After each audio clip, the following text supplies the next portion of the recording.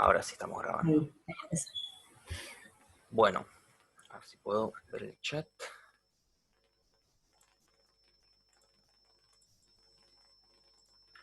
Bueno, entonces, como decía, vamos a ver Ampere, y bueno, cómo es un análogo a Gauss y cómo usar Ampere para calcular campos magnéticos para sistemas que son muy simétricos. Entonces, ese es el chiste que hizo Andrea, comentario que hizo Andrea la vez pasada. Ampere es cambiar puntos por cruces. No, ni siquiera vamos a ir por algo tan avanzado como si cambiamos un producto interno por un producto vectorial, cambiamos un punto por una cruz porque también vale a nivel diferencial. O sea, nosotros vamos primero para este lado, que es el malo conocido Gauss. Nosotros sabemos esto, nunca usamos esto, la verdad, pero sabemos que en el fondo lo subyacente, digamos, es esta ley, que hoy comentó un poco Pablo en la teórica. En el fondo uno usa este tipo de ecuaciones para describir las propiedades de los campos, y bueno, usando el teorema de Gauss, uno puede llegar a esta formulita, que es la que uno termina usando para nuestras distribuciones supersimétricas para calcular el campo. Bueno, Ampere es parecido, solo que en vez de este teorema de Mate 3, tenemos que usar el otro teorema de Mate 3, que es Stokes. Entonces, usando que el rotor de B es la corriente, la densidad de corriente, usando el teorema de Stokes, llegamos a que la circulación de B tiene que ser la corriente concatenada por esa superficie. Y hasta ahí, todo lo mismo. La verdad, no parece haber ningún cambio así súper fundamental en lo que estamos haciendo. Pero lo que yo quiero tratar de comenzarlos un poco hoy es que es cierto, es cambiar puntos por cruces, pero las cruces son un poco más complicadas que los puntos. Porque, a ver, así, en el aire, yo les digo, ¿qué prefieren hacer? ¿Un producto interno o un producto vectorial? Si alguien me dice producto vectorial, lo saco a patadas, porque claramente un producto interno es una pavada de hacer. Cualquiera puede hacer un producto interno. En cambio, un producto vectorial tenés un problema, que de golpe tenés que, en el medio de la cuenta, sacar la mano y empezar a hacer una terna derecha con los dedos, si querés hacerlo rápido. Y si no tenés que armar esa matriz de 3×3 con los versores, no es muy amigable el producto vectorial. Y eso es lo que en el fondo nos va a acarrear un par de problemas con el campo magnético. Voy a tratar de comentarles uno a uno y ver cómo los vamos solucionando. El primer problema, que no tiene tanto que ver con el producto vectorial, más como por el rotor, pero que en el fondo es parecido. Perdón, me adelanté. Entonces, ¿cómo era la estrategia? La estrategia en Gauss era, encontrábamos alguna simetría del problema, por ejemplo, una simetría esférica, y lo que hacíamos era elegir una S donde una superficie donde yo sepa que mi campo es constante, en este caso una esfera. Entonces yo sé que sobre la superficie de esa esfera el campo es constante, entonces lo puedo sacar afuera de la integral. Bueno, para el campo magnético y Ampere queremos hacer lo mismo.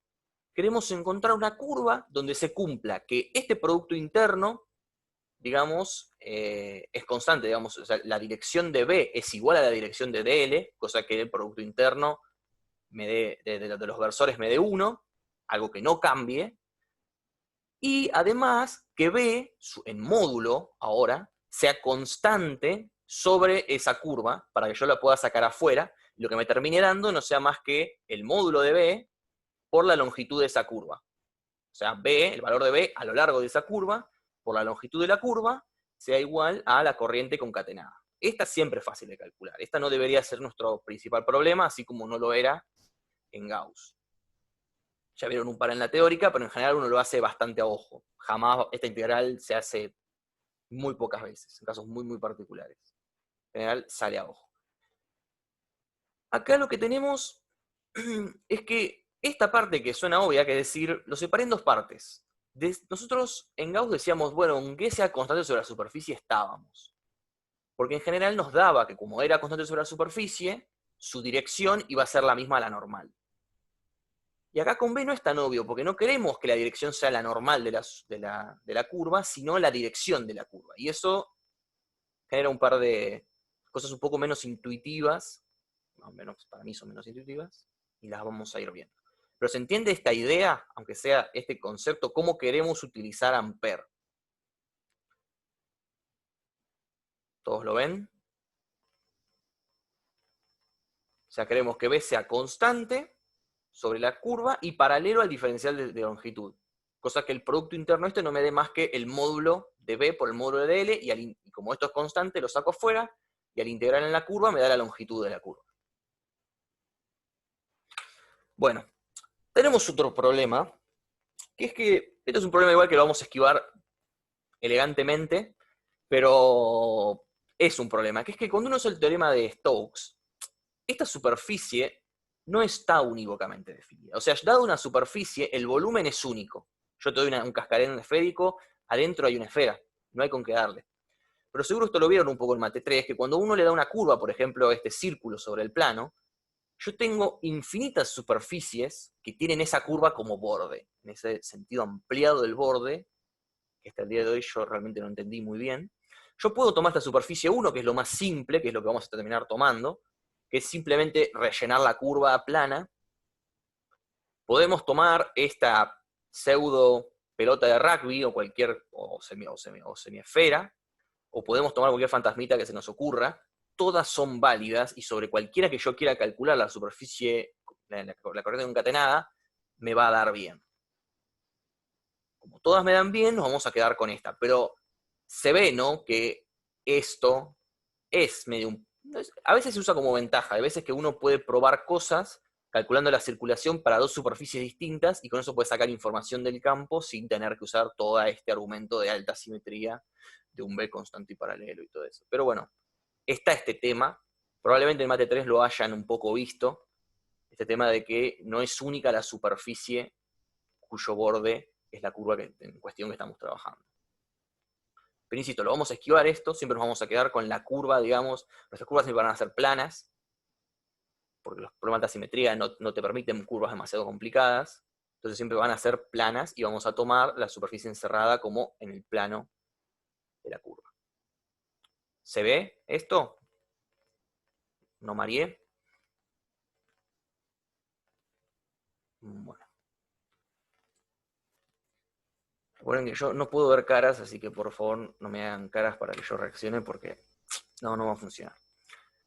El otro problema que vamos a tener al pasar de Gauss a Ampère, que es bastante más grave, es que en Gauss nosotros teníamos un numerito, una densidad, una función en el espacio que nos daba cuánta carga teníamos y que nos definía la divergencia de E, y por ende todo lo que necesitábamos hacer. O sea, lo que nosotros calculábamos en el fondo, nuestras fuentes eran escalares, o sea, numeritos. Obvio, sí, funciones, pero numeritos en fin. O sea, en cada punto le corresponde un numerito.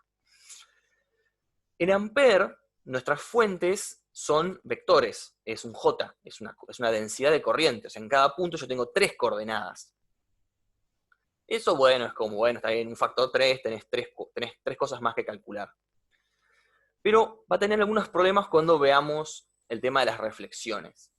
Porque hay las reflexiones a Rho a veces no le hacían nada, en general no le hacían, si vos me haces una buena reflexión, a Rho no le hacía nada, porque es un numerito. Pero a J sí le van a hacer. Yo sé que queda como medio críptico, por eso lo quería que lo charlemos en un ejemplito. En el ejemplito del hilo infinito, o sea, el caballito de batalla. Esto es nuestra carga puntual. La verdad, esto es como lo más simple que uno puede usar. Y te hablo un poco de algunas de las simetrías fundamentales del campo magnético, que no importa. Entonces, básicamente yo puedo pensar que lo que tengo es una densidad de corriente, es I, ¿no? No me voy a molestar mucho, pero si yo quisiera tratar de pensarlo en términos de la ley de Ampère, lo que yo voy a tener es una JZ en Z versor. O sea, toda mi corriente tiene dirección Z. Y en cilíndricas, que es el sistema de coordenadas natural para este problema, tengo esta descomposición del campo. Entonces, ahora, si nosotros quisiéramos aprovechar las simetrías del problema para eliminar dependencias y componentes, ¿qué es lo primero que hacemos? Y ahora yo me callo porque alguien me tiene que responder.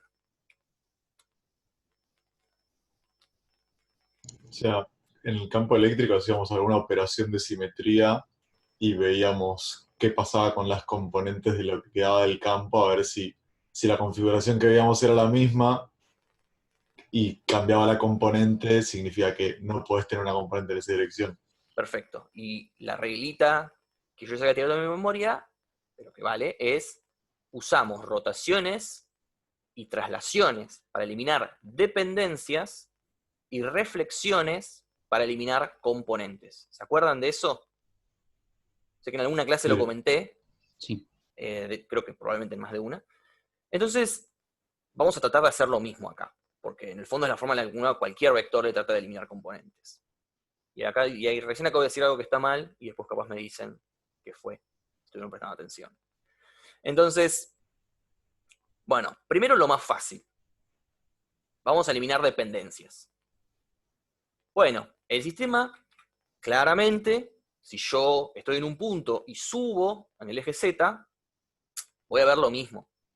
O sea que no va a depender de Z este problema, porque desde cualquier punto a cualquier Z yo veo la misma distribución, entonces voy a ver el mismo campo. Esto no me dice nada de las componentes. Yo voy a ver el mismo campo que puede tener cualquier componente, en principio. Pero sé que cuando me muevo en Z, veo la misma distribución, entonces tengo que ver el mismo campo. Y lo mismo en tita. Si yo roto en tita, o sea, lo que sería una traslación en tita, si uno quiere, o sea, yo me desplazo alrededor del radio constante, alrededor del cable, veo lo mismo. Entonces, las dependencias en tita y z desaparecen. Y está bien, es razonable. Hasta acá no es nada que le quite el sueño a ninguno. Claramente esto no puede depender. Pero el problema viene cuando queremos usar las reflexiones. Nosotros vamos a querer usar reflexiones para eliminar componentes. Ustedes ya lo vieron en la teórica, cuáles vamos a querer eliminar. Van a ser R y Z. Y eso ya es raro. No sé, a mí me resultó raro la primera vez. Porque si yo estoy en el mindset de Gauss, yo espero un B de R en R. ¿No? Digo, estoy acostumbrado a usar las simetrías y que las mismas simetrías que me eliminan dependencia me eliminen las componentes. ¿Por qué no podría hacer eso acá? ¿Qué tiene de distinto B de E como para que yo no pueda usar exactamente los mismos argumentos de simetría? Si alguien tiene alguna respuesta. Que es un producto cruz y que va a haber cosas perpendiculares a otras probablemente. Buenísimo. Sí, exactamente. Entonces, como decía, para mí la componente va a hacer reflexiones y el campo magnético tiene sus problemas, precisamente porque es un producto cruz. Entonces esto que voy a introducir no va a ser tan terrible. ¿Cómo se comporta el campo magnético frente a reflexiones? El campo magnético que nosotros llamamos un pseudovector. O sea, cuando yo le hago una reflexión, además de reflejarlo, le tengo que cambiar el signo. Acá está el ejemplo para el campo eléctrico, que es un vector, y para el campo magnético, que es un pseudovector. Si yo tengo un plano de reflexión, E se refleja. Nada más, o sea, la componente perpendicular al plano cambia de signo. En este caso, digamos la componente X. La Y, que sería la Y y la Z, que serían las dos paralelas al plano, ni se enteran de lo que está pasando. Sería una matriz tipo -1, 0, -1, 1, 1 en la diagonal, para los que estén un poco frescos de mate 2. En cambio, el campo magnético, como es un pseudovector, además de hacer esta reflexión, después tiene que enchufarse un menos a sí mismo, digamos. Entonces, lo que hace es, se refleja respecto de su punto del que salió. Entonces, si antes venía para acá, ahora viene para acá y me queda este campo magnético. Este es el campo magnético reflejado. Esto justamente tiene que ver con que es un producto cruz, ahora lo vamos a ver un poco mejor. Pero se entiende, más allá del por qué, ¿se entiende cómo opera el campo magnético frente a una reflexión?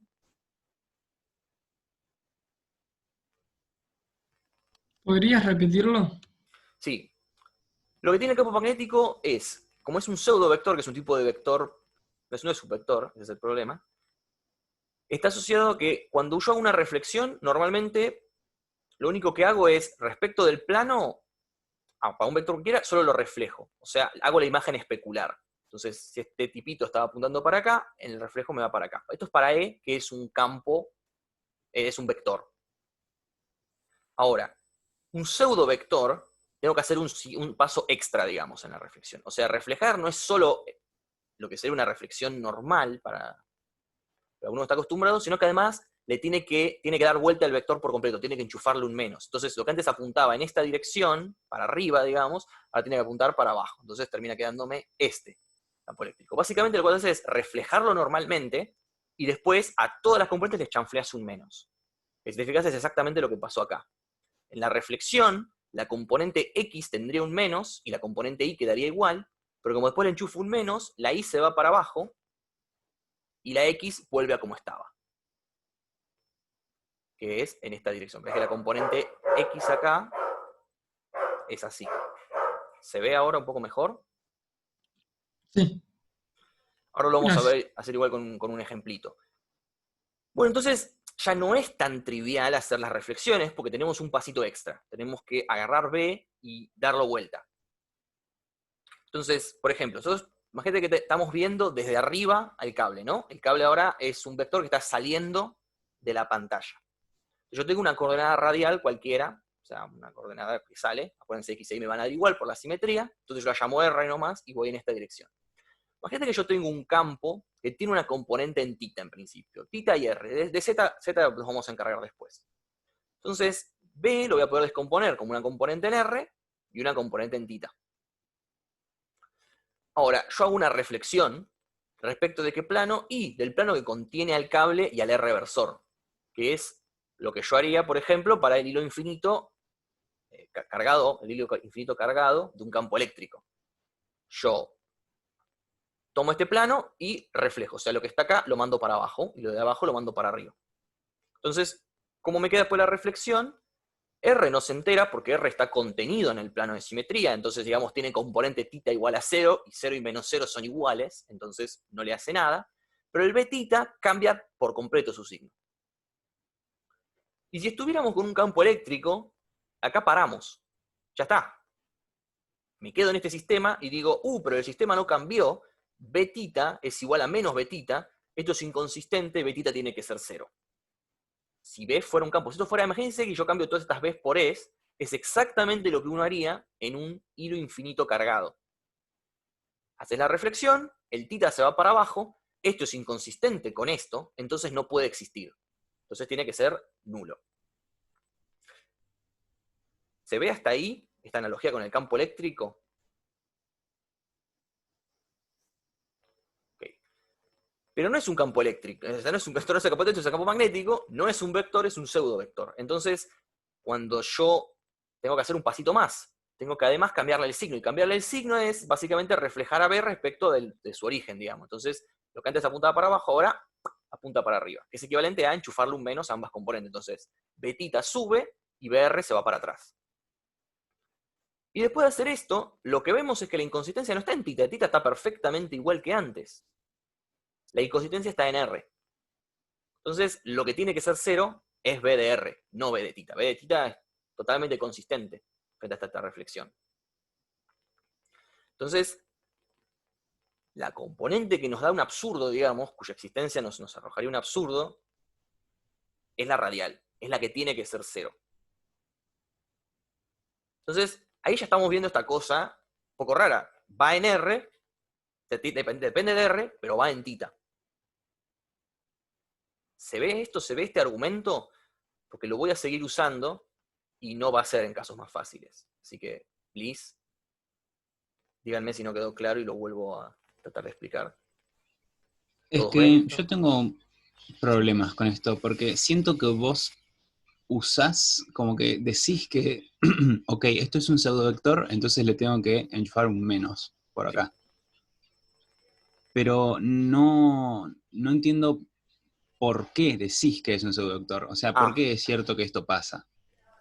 Además, me parece medio raro, porque ¿cuál es la formalización de los pseudovectores, digamos? ¿Cómo me doy cuenta que algo es un pseudovector? Porque yo acá lo que veo es una terna, eso es un vector, listo, esto lo que veo. Sí. Bueno, un poco tiene que ver con que B se define medio como un producto cruz. Hay muchas formas de ver por qué tiene que ser un vector B, un pseudovector B. Primero, lo que te quiero contar en la próxima diapo es por qué cualquier magnitud que esté definida como un producto vectorial va a ser un pseudovector. Eso te lo cuento ahora en un toque. Y sabiendo cómo se comportan los vectores al hacerse un producto vectorial, que es un pseudovector, ¿por qué B tiene que ser un pseudo, básicamente? Eso, voy a ver si te puedo convencer en la próxima diapo. La formalización es un poco más ruidosa, porque uno tiene que decir que en general cuando vos tenés un pseudo, no está definido, o sea, no es una propiedad, entre comillas, fundamental, está definido en base a cosas que son sí fundamentales, que son los vectores, porque uno trabaja con vectores. Pero ahora Voy a ver si en la próxima diapo te convenzo y si no, volvemos a hacer este enfoque. Pero más allá de por qué B es un pseudo, ¿se entiende cómo hago yo toda la operata para eliminar componentes? O sea, Facu, ahí el paso, digamos, es, vos reflejaste, diste vuelta y después volviste a poner en el mismo lugar, ¿sería? Yo reflejé, enchufé un menos y después comparé los dos sistemas que no cambiaron. O sea, la distribución de cargas, de corrientes en este caso es la misma. Entonces, Claro. los campos tendrían que ser los mismos. Entonces, cuando yo, digamos, si querés, si superpongo este sistema con este, no lo puedo superponer con este, porque esto no me correspondería con un pseudo vector. Lo tengo que superponer con este, porque es como transforma un pseudo vector. Veo justamente que tita está todo bien, los titas se me superponen perfectamente, los betitas, pero los BR me quedan iguales y opuestos. Y eso no puede ser, porque estoy en el mismo punto, tengo que ver exactamente el mismo campo. Bien, buenísimo. Insisto, Gracias. hasta acá nos hubiéramos quedado en un campo eléctrico y nos hubiera bastado para eliminar el betita. Y en efecto, un sistema de este tipo de simetrías para campo eléctrico depende de R y va en R. Nada del otro mundo. Pero como esto es un pseudo, pasan cosas. Entonces, bueno, si nadie tiene, si todos más o menos me van siguiendo, continúo. Hago este comentario, esta acotación, que es importante. Acuérdense que I, acá justo no es un vector. Acuérdense, I uno lo piensa como vector, pero J, que digamos sería como la distribución de corrientes que spawnea, que me genera el I, sí tiene dirección. Entonces, es importante que justo en esta reflexión, como contengo al plano, como el plano contiene la dirección del J, no hay ningún cambio en mi densidad de corriente o en mi corriente. O sea, no cambia de signo. No queda exactamente igual que estaba porque está contenida en el plano de simetría. Entonces, lo que les comentar, esto no va a ocurrir cuando hagamos el siguiente de simetría, pero antes de pasar a eso, esto me quedó de antes que agregara esta diapo que viene ahora, una digresión con un pseudovector que ustedes ya conocen, pero que jamás les dijeron, o probablemente no les dijeron, que es un pseudovector porque no viene al caso en F1 cuando uno lo ve. Un pseudovector en general se define como el producto vectorial de dos vectores. Entonces, hay cosas que en la naturaleza uno dice que son vectores y ya, por definición, porque yo armé todo mi aparato matemático para tratarlos a ellos como vectores. El vector clásico es la posición, R. R tiene que ser un vector, si no, volvemos para atrás, cambiamos el álgebra y hacemos que el álgebra lineal me dé R un vector. No me importa, o sea, R se tiene que portar bien frente a las cosas que yo quiero portar bien. Esto es una cuestión de definición. Sé que es algo arbitrario, pero bueno, alguien lo tenía que hacer y se hizo así. Entonces, R se tiene que portar bien. Todo el álgebra lineal que yo desarrollé matemáticamente tiene que valer para el R. Entonces, R es un vector. Las reflexiones operan como tienen que operar sobre él. Fin. Bueno, B también es un vector porque no es más que la derivada respecto del tiempo de un vector. Entonces, es razonable pensar, y efectivamente es así, se puede probar, que también es un vector.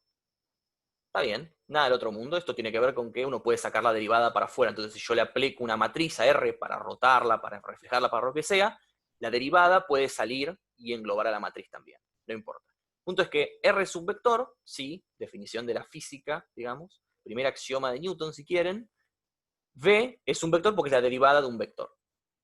Entonces, imagínense que yo tengo, por ejemplo, acá los corrí del origen, pero imagínense que yo tengo una partícula que se está moviendo en un movimiento circular uniforme alrededor del origen. Si yo calculo su momento angular, tengo que hacer un producto cruz. Entonces, en el producto cruz, bueno, yo tengo que la posición es R en R versor y la velocidad es V0 en θ versor. Entonces, clásico me da M por R por V0 en Z. O sea, me da un vector que sale para arriba. ¿Por qué? Porque ahora todos saquen la mano derecha, tengo una rotación tipo mano derecha. O sea, esto va para acá, entonces cuando yo giro la mano, me tiene que dar, el tirabuzón me tiene que dar para arriba. Y efectivamente lo hace. ¿Todos estamos de acuerdo en esto de acá? Olvídense de esta parte que no sé por qué no la tapé. ¿Sí? ¿Todos me siguen en esto? Bueno, Por ahora entonces sí. F1. ¿Sí? Perdón, no escuché bien. No, que por ahora sí. Genial. Entonces, ahora voy a hacer una reflexión respecto del plano XZ. O sea, todas las componentes Y de la posición y de la velocidad, porque los dos son vectores, les voy a cambiar el signo, ¿no? Porque eso es reflejar respecto de y, es mandar lo que estaba acá al exacto lugar opuesto, o sea, mandar i a menos i. Entonces, el r sub i, digamos, o el i, lo voy a mandar a menos i, y el b sub i lo voy a mandar a menos b sub i. Entonces, r, yo lo puse como el r de cilíndricas, digamos, en polares, normalmente sería coseno de tita en x más seno de tita en y. Bueno, yo le cambio el signo, ahora me queda con un menos. Estamos de acuerdo en que esto es lo que haría una reflexión sobre un vector, una coordenada x y una coordenada y. Cambiarle el signo a la coordenada y. Todos, esto capaz no es tan trivial. Todos creen, todos ven que hacer esta reflexión en el plano x, y es cambiarle el signo a la componente y. Acuérdense que, a ver si puedo anotar. Acuérdense que todo esto surge. Sí, que en esta reflexión estás invirtiendo el eje Y, ¿no? Exacto. No puedo dibujar como pensaba que podía dibujar. Acuérdense que si quieren volver a... Nadie ve que yo dibujo, ¿no? No. No, no. Si estás dibujando ahora, no se ve. Bueno, no me está dejando dibujar. Bueno, no importa. Acuérdense, esto es a lo mate 2. O sea, uno define una reflexión y lo que hace es cambiarle el signo a uno de los componentes. Cuando yo hago una reflexión trivial respecto de un par de ejes cartesianos, digamos, de mi base. Entonces, para B va a ser lo mismo. B normalmente sería menos seno de tita en X más coseno de tita en Y por la transformación de polares. Y ahora lo que yo hago es enchufarle un menos a la componente Y. Y bueno, si yo quiero volver a hacer esta cuenta, que acá la hice rapidito porque no tenía tanto problema, yo sé que va a dar en Z, si no prueben poner esto sin reflejar y van a ver que les da en Z. Yo lo que tengo que hacer para el L reflejado ahora, yo no puedo asumir que lo puedo transformar, porque L no es un vector en sí mismo, L está definido como el producto vector. Esta es la definición de L. L no es nada más que esto. Entonces yo no puedo decir, bueno, a L también le cambio el signo en I. No, porque yo no sé qué es L, yo sé que L es un producto vectorial. Lo vuelvo a calcular, y si efectivamente me da que es cambiarle el signo en I, listo, todo bien, digo que es un vector y me voy a dormir. Pero no, acá yo tengo que calcular. Entonces yo agarro estos vectores reflejados y hago el producto cruz. Bueno, nada.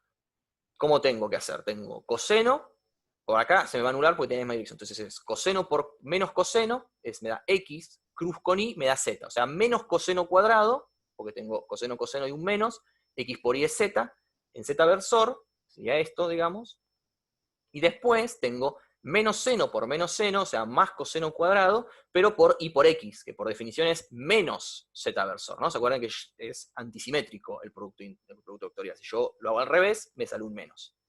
Entonces, esto me da menos coseno en z, menos seno en z, o sea, 1 en z. Entonces me termina dando menos MDRB0 en z versor, que es menos lo que tenía antes. Y esto es raro porque la que se me reflejó no fue la componente Y, fue la componente Z, en la cual yo no estaba haciendo una reflexión. Esto, si quieren, es el menos L reflejado normal, porque justo L no tiene componente en Y. Si hubiera tenido componente en Y, veríamos un poco distinto, pero es más como para ejemplificar. Y geométricamente uno que ve, bueno, la reflexión es mandar esto para acá, ¿no? Yo literalmente agarré Inkscape, pero pueden usar Paint, y puse la opción reflejar horizontalmente. Entonces, bueno, este vector que antes estaba acá apuntando para arriba, bueno, sigue apuntando para arriba porque todo tiene componente para arriba, lo mando al otro lado apuntando para arriba. Y este que estaba cerquita, lo mando cerquita apuntando, pero para abajo, porque estaba apuntando para abajo. Entonces yo acá tengo una circulación, un sentido de circulación que es positivo. O sea, si yo uso la regla de mano derecha y la cierro, que capaz, si pueden ver en la camarita tendrían que verlo, yo cierro mi mano, el pulgar me queda para arriba, entonces tengo que subir. Eso significa que L va para arriba. Pero ahora, en la reflexión, mi sentido de giro es al revés. O sea, estoy dando vueltas en el otro sentido. Si se quiere visto desde arriba, estoy dando la vuelta en sentido horario, entonces el vector me va para abajo. ¿Se ve geométricamente por qué? Independientemente de cómo calcularlo, solo de ver que esto gira así, y esto ahora gira asá, o sea, en el otro sentido, L tiene que cambiar de signo. ¿Se ve esto?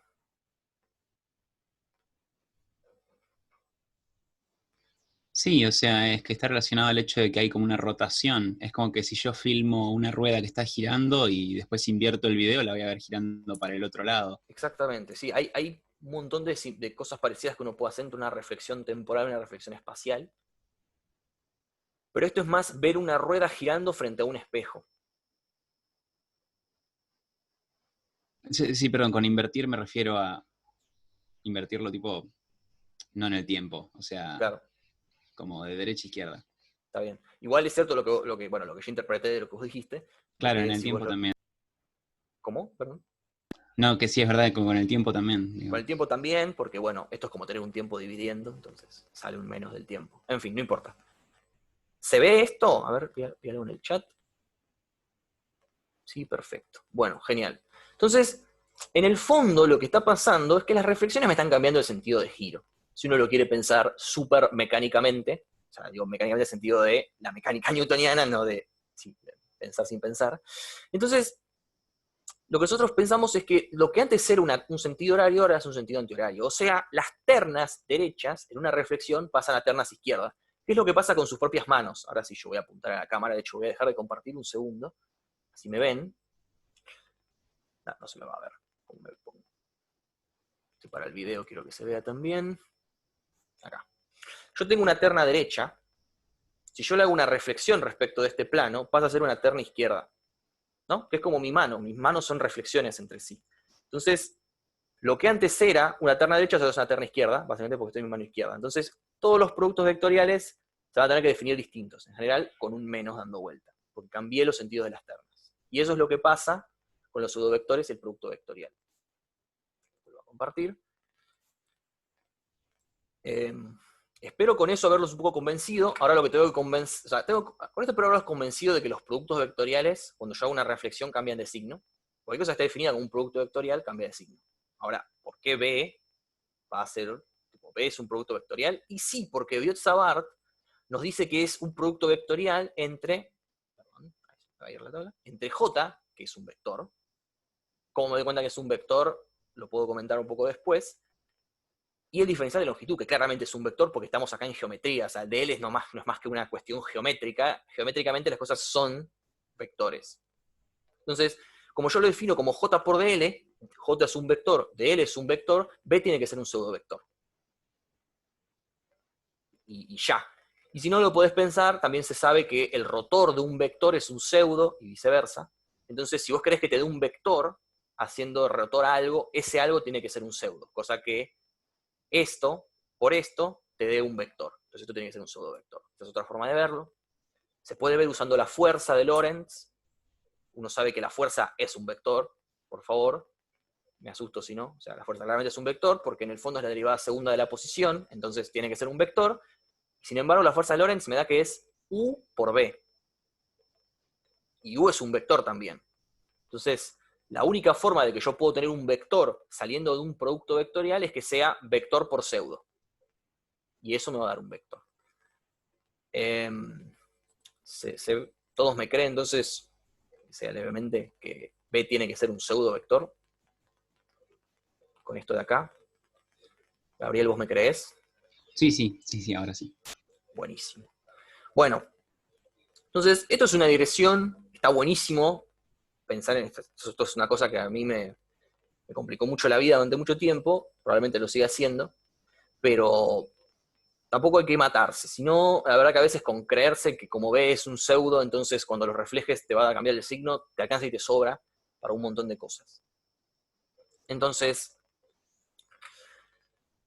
vamos a hacer la otra reflexión que nos queda, ¿no? El otro plano de casi simetría que tengo sería el plano R tita, ¿no? O sea, el plano que tiene perpendicular a Z. Eso es, tipo, para el ojo hábil se da cuenta de que es casi un plano de simetría, y para el que no dice, bueno, parece un plano de simetría porque yo parto el hilo de la mitad y veo lo mismo arriba que abajo. Pero lo que pasa en realidad es que cuando yo hago la reflexión, yo veo lo mismo arriba y abajo, pero yendo en sentido opuesto, ¿no? Yo tengo una corriente que va para arriba, y yo de golpe reflejo, la veo yendo para abajo. Pero bueno, ya vamos a ver cómo hacemos con eso. Primero que yo tengo que decir es, bueno, yo tengo el plano R tita, entonces yo voy a tener, ya sé que componente en R no tengo, ya hace 2 diapos, los convencí usando simetría, nos convencimos usando simetría de que no hay componente en R. Entonces, a lo sumo voy a tener en Z o en θ. Entonces, hago un corte y hago una reflexión respecto de ese plano. A cualquier Z, porque acuérdense que el Z me es indistinto. Entonces, si yo tengo una componente en θ, una componente en Z, primero con la reflexión, antes de aplicar que sea un pseudo, el BZ se me va a ir para abajo. Y el θ va a quedar igual porque está contenido en el plano de reflexión. Entonces, el B va a venir para acá. Y de nuevo, si estuviéramos en campo eléctrico, acá hubiéramos parado. Pero como es un pseudo, tenemos que además enchufarle un menos. Entonces, esto que sale para acá, ahora tenemos que mandarlo en este sentido. Entonces, betita se me va a menos betita, porque le enchufo un menos, y BZ se me va de nuevo a lo que solía ser originalmente. Entonces uno ahí, si no se aviva de que la corriente cambió de dirección, dice, ah, listo, entonces betita tiene que ser 0. Pero J, porque I cambió de signo. Mi distribución no se mantuvo como estaba antes.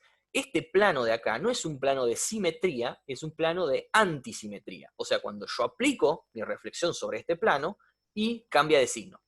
Queda igual el módulo, pero cambia de signo. Y uno dice, bueno,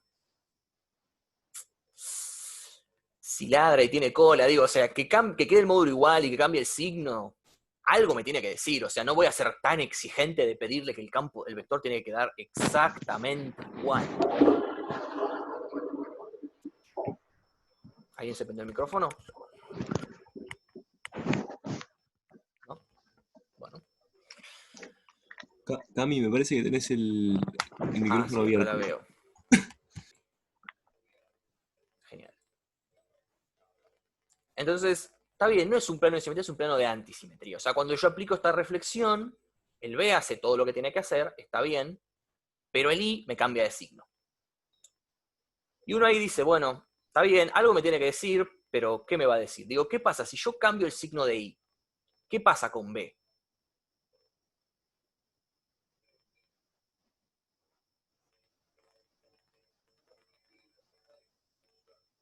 Imagínense que estuviéramos en electro. Técnicamente. Sí, perdón, decime, Tommy. No, sí. Bueno, imagínense que estuviéramos en electro. Si yo cambio el signo de ρ, ¿qué pasa? O de las cargas en general, ¿qué pasa con E? O sea, te queda al revés la línea de campos de E. Exacto. O sea, si yo cambio Q, si yo le cambio el signo a Q, E también cambia de signo. O sea, el campo de una distribución positiva es menos el campo de una distribución negativa, si se quiere. Y eso es bastante razonable porque ya vale para carga puntual. Carga puntual tiene un campo que va como Q por cosas. Entonces, si yo le cambio el signo a Q, me va a cambiar el campo a todo, porque esas cosas siempre son positivas o tienen signo bien definido. Entonces, el signo me lo va a dar Q. Y dado que esta ecuación no es tan distinta de la otra, es razonable pensar, y se puede probar, de que cuando uno le cambia el signo a J, en este caso a I, J para formación más general, lo que hace es cambiarle el signo a B. Entonces, si yo tengo este campo así, y es razonable, si yo ahora lo doy vuelta, digamos, si tengo J apuntando para abajo, y espero que B apunte para abajo también. Porque es un pseudo, todo lo que quieras, pero sigue siendo su fuente J, o sea, esto se puede poner muy, muy tedioso, por eso estoy tratando de ir lento y que me vayan diciendo, porque significa de que como yo le cambié el signo a J, le tengo que volver a cambiar el signo a B. Entonces, por tercera vez consecutiva, le estoy cambiando el signo a B. Entonces, magnetostática, igual que en electrostática, si yo cambio el signo de las fuentes, en este caso las corrientes, pero pueden ser las cargas para el caso electrostático, tengo que tener un cambio de signo en el campo magnético. Y está bien, es razonable, porque estas ecuaciones son, si se quiere, lineales. Yo puedo, de hecho, si yo duplico la carga, la corriente, también espero que se duplique el campo, porque si yo multiplico a 2 por ambos lados, el 2 se me mete adentro del rotor y ya está. Esta linealidad que tienen las ecuaciones, significa que yo puedo multiplicar a ambos lados por una constante, y sigue siendo puedo multiplicar a B por una constante, y se soluciona el problema con J multiplicado por la misma constante, que es en el fondo lo que uno usa un poco en Mate 3 cuando dice que las soluciones homogéneas se pueden sumar y obtengo una igual. Bueno, algo idéntico pasa con esto. Yo puedo multiplicar una solución por una constante y sigo teniendo una solución solo si cambio proporcionalmente este J. Y esto vale porque son lineales. Si yo quiero elevar B al cuadrado, ya no vale nada de esto. Ahí ya no fuimos al pasto. pues yo solamente quiero multiplicar por una constante, en este caso por -1, vale que si multiplico acá, tengo que multiplicar acá también. ¿Todos me creen eso?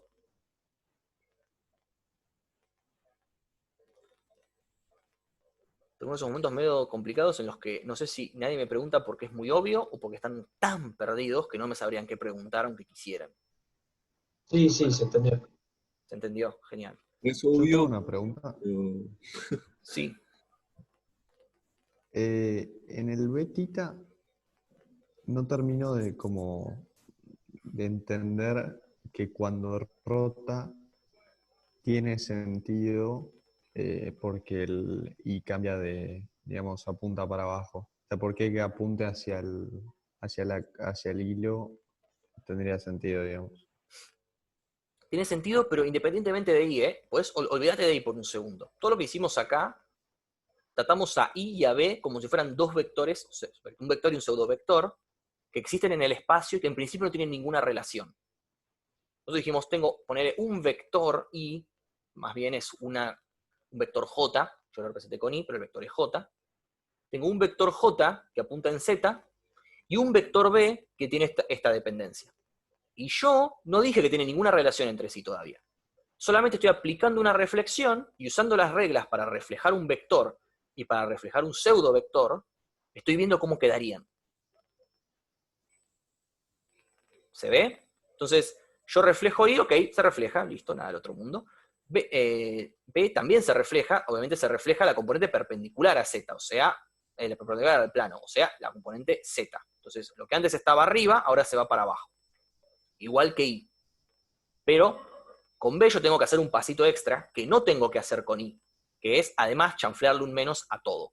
Entonces, el menos que yo ya había obtenido del BZ, se cancela con el otro menos y vuelve a ir para arriba. Y el tita, que nunca se había enterado de la reflexión todavía, porque estaba contenido en el plano, muy, muy campante, ahora le aparece un menos y se va para el otro lado. ¿Se ve? Sí. O sea, yo todavía no usé, ahora quiero meter la relación entre I o J y B. Diciendo de que como yo cambié el signo de I, tiene que cambiar el signo de B. Entonces, si yo quiero efectivamente volver a un sistema, si quiero lo que tengo que volver a hacer es volver a rotar un poco el sistema o enchufarle un menos, porque como le cambié el signo a la corriente, tengo que cambiar el signo a B. Entonces, como yo ya le había chanfleado un menos, volver a chanflearle un menos es volver un paso para atrás, ¿no? Porque ponerle un menos a esto es volver acá, básicamente.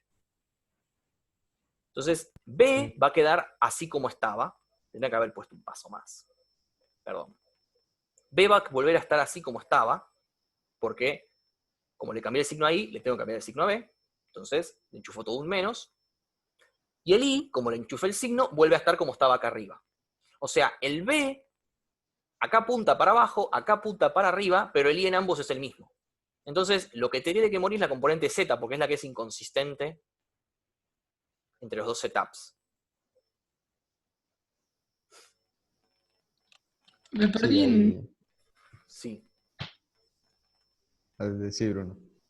No, habla, perdón. No, es que ahí lo estaba dibujando y te avisaba si me quedó claro. Sí, en realidad, perdón, esto fue mala mía, yo tendría que hacer un pasito más acá, que es, me pasa por querer usar dibujos viejos, tendría que hacer un cuarto paso acá que sea invertir el signo de I. Entonces, si yo pienso que esto en vez de ser una I para abajo es una menos I para arriba, por ejemplo, y yo digo, bueno, pero ese menos I es cambiarle el signo a B, entonces yo lo que tendría es un dibujo que es la mezcla de estos dos. Va a tener el B apuntando, perdón, es una mezcla de estos dos, va a tener el B apuntando para abajo, porque le enchufé un menos, entonces volví un paso atrás en la pseudo reflexión, si se quiere, pero como le enchufé un menos ahí, voy a volver al I original que está apuntando para arriba. Podría dibujar. No sé por qué no me deja. No sé qué estoy haciendo mal. Ahí sí lo vi perfecto. Ya terminé de dibujarlo. Bueno, a vos te convencí. Y me había preguntado alguien más que no llega a ver el nombre. Sí, ya, creo que ya lo entendí. O sea, vos querés que, o sea, llegás al tercer diagrama y vos lo que querés es que, o sea, B, el vector B en negrita y el I en rojo querés que apunten para el mismo lado. Claro, o sea, yo Entonces quiero lo que que haces I, es enchufarle un menos al I. exacto, yo quiero que el I vuelva a Ya, apuntar para enchufarle un arriba menos al sin tener I. que reflejar de nuevo. Porque si vuelvo a reflejar, volví al inicio y no hice nada. Entonces digo, ¿qué otra cosa puedo hacer para que el I vuelva a apuntar para arriba, como estaba en mi sistema original, sin tener que reflejar de nuevo? Porque acuérdense que reflejar 2 veces es no hacer nada. Entonces, bueno, lo que digo es, bueno, la otra forma en la que yo puedo hacer esto, que no es una reflexión, porque no estoy cambiando el signo de la componente Z de I, que fue lo que hice en la primera reflexión, estoy cambiando el signo a todo I. Estoy haciendo algo bastante más violento, si quiere, bastante más invasivo. Estoy cambiando el signo a todas las coordenadas de J, a toditas. Pero justo por la simetría que tiene, para I es muy parecido a reflejar. Pero para B no, para B es algo re violento, re invasivo, tiene que cambiar todas sus coordenadas, designo todas sus coordenadas, componentes, lo que sea. Entonces, agarro esto, le enchufo un menos y tengo esta configuración de B para esta configuración de I. Entonces tengo 2 Bs distintos, este y este, para la misma configuración de I. Entonces, eso es un absurdo. El tita puede existir, está todo bien, porque los dos coinciden, pero el Z son opuestos. Perdón, capaz te interrumpí un poco, pero se me ocurrió contarlo de esta manera y capaz ayudaba. ¿Quedó claro? Mejor, sí. ¿Mejor? ¿Hay Sí, alguno se acá entendió que...? mejor, la verdad. Sí, escuché una voz.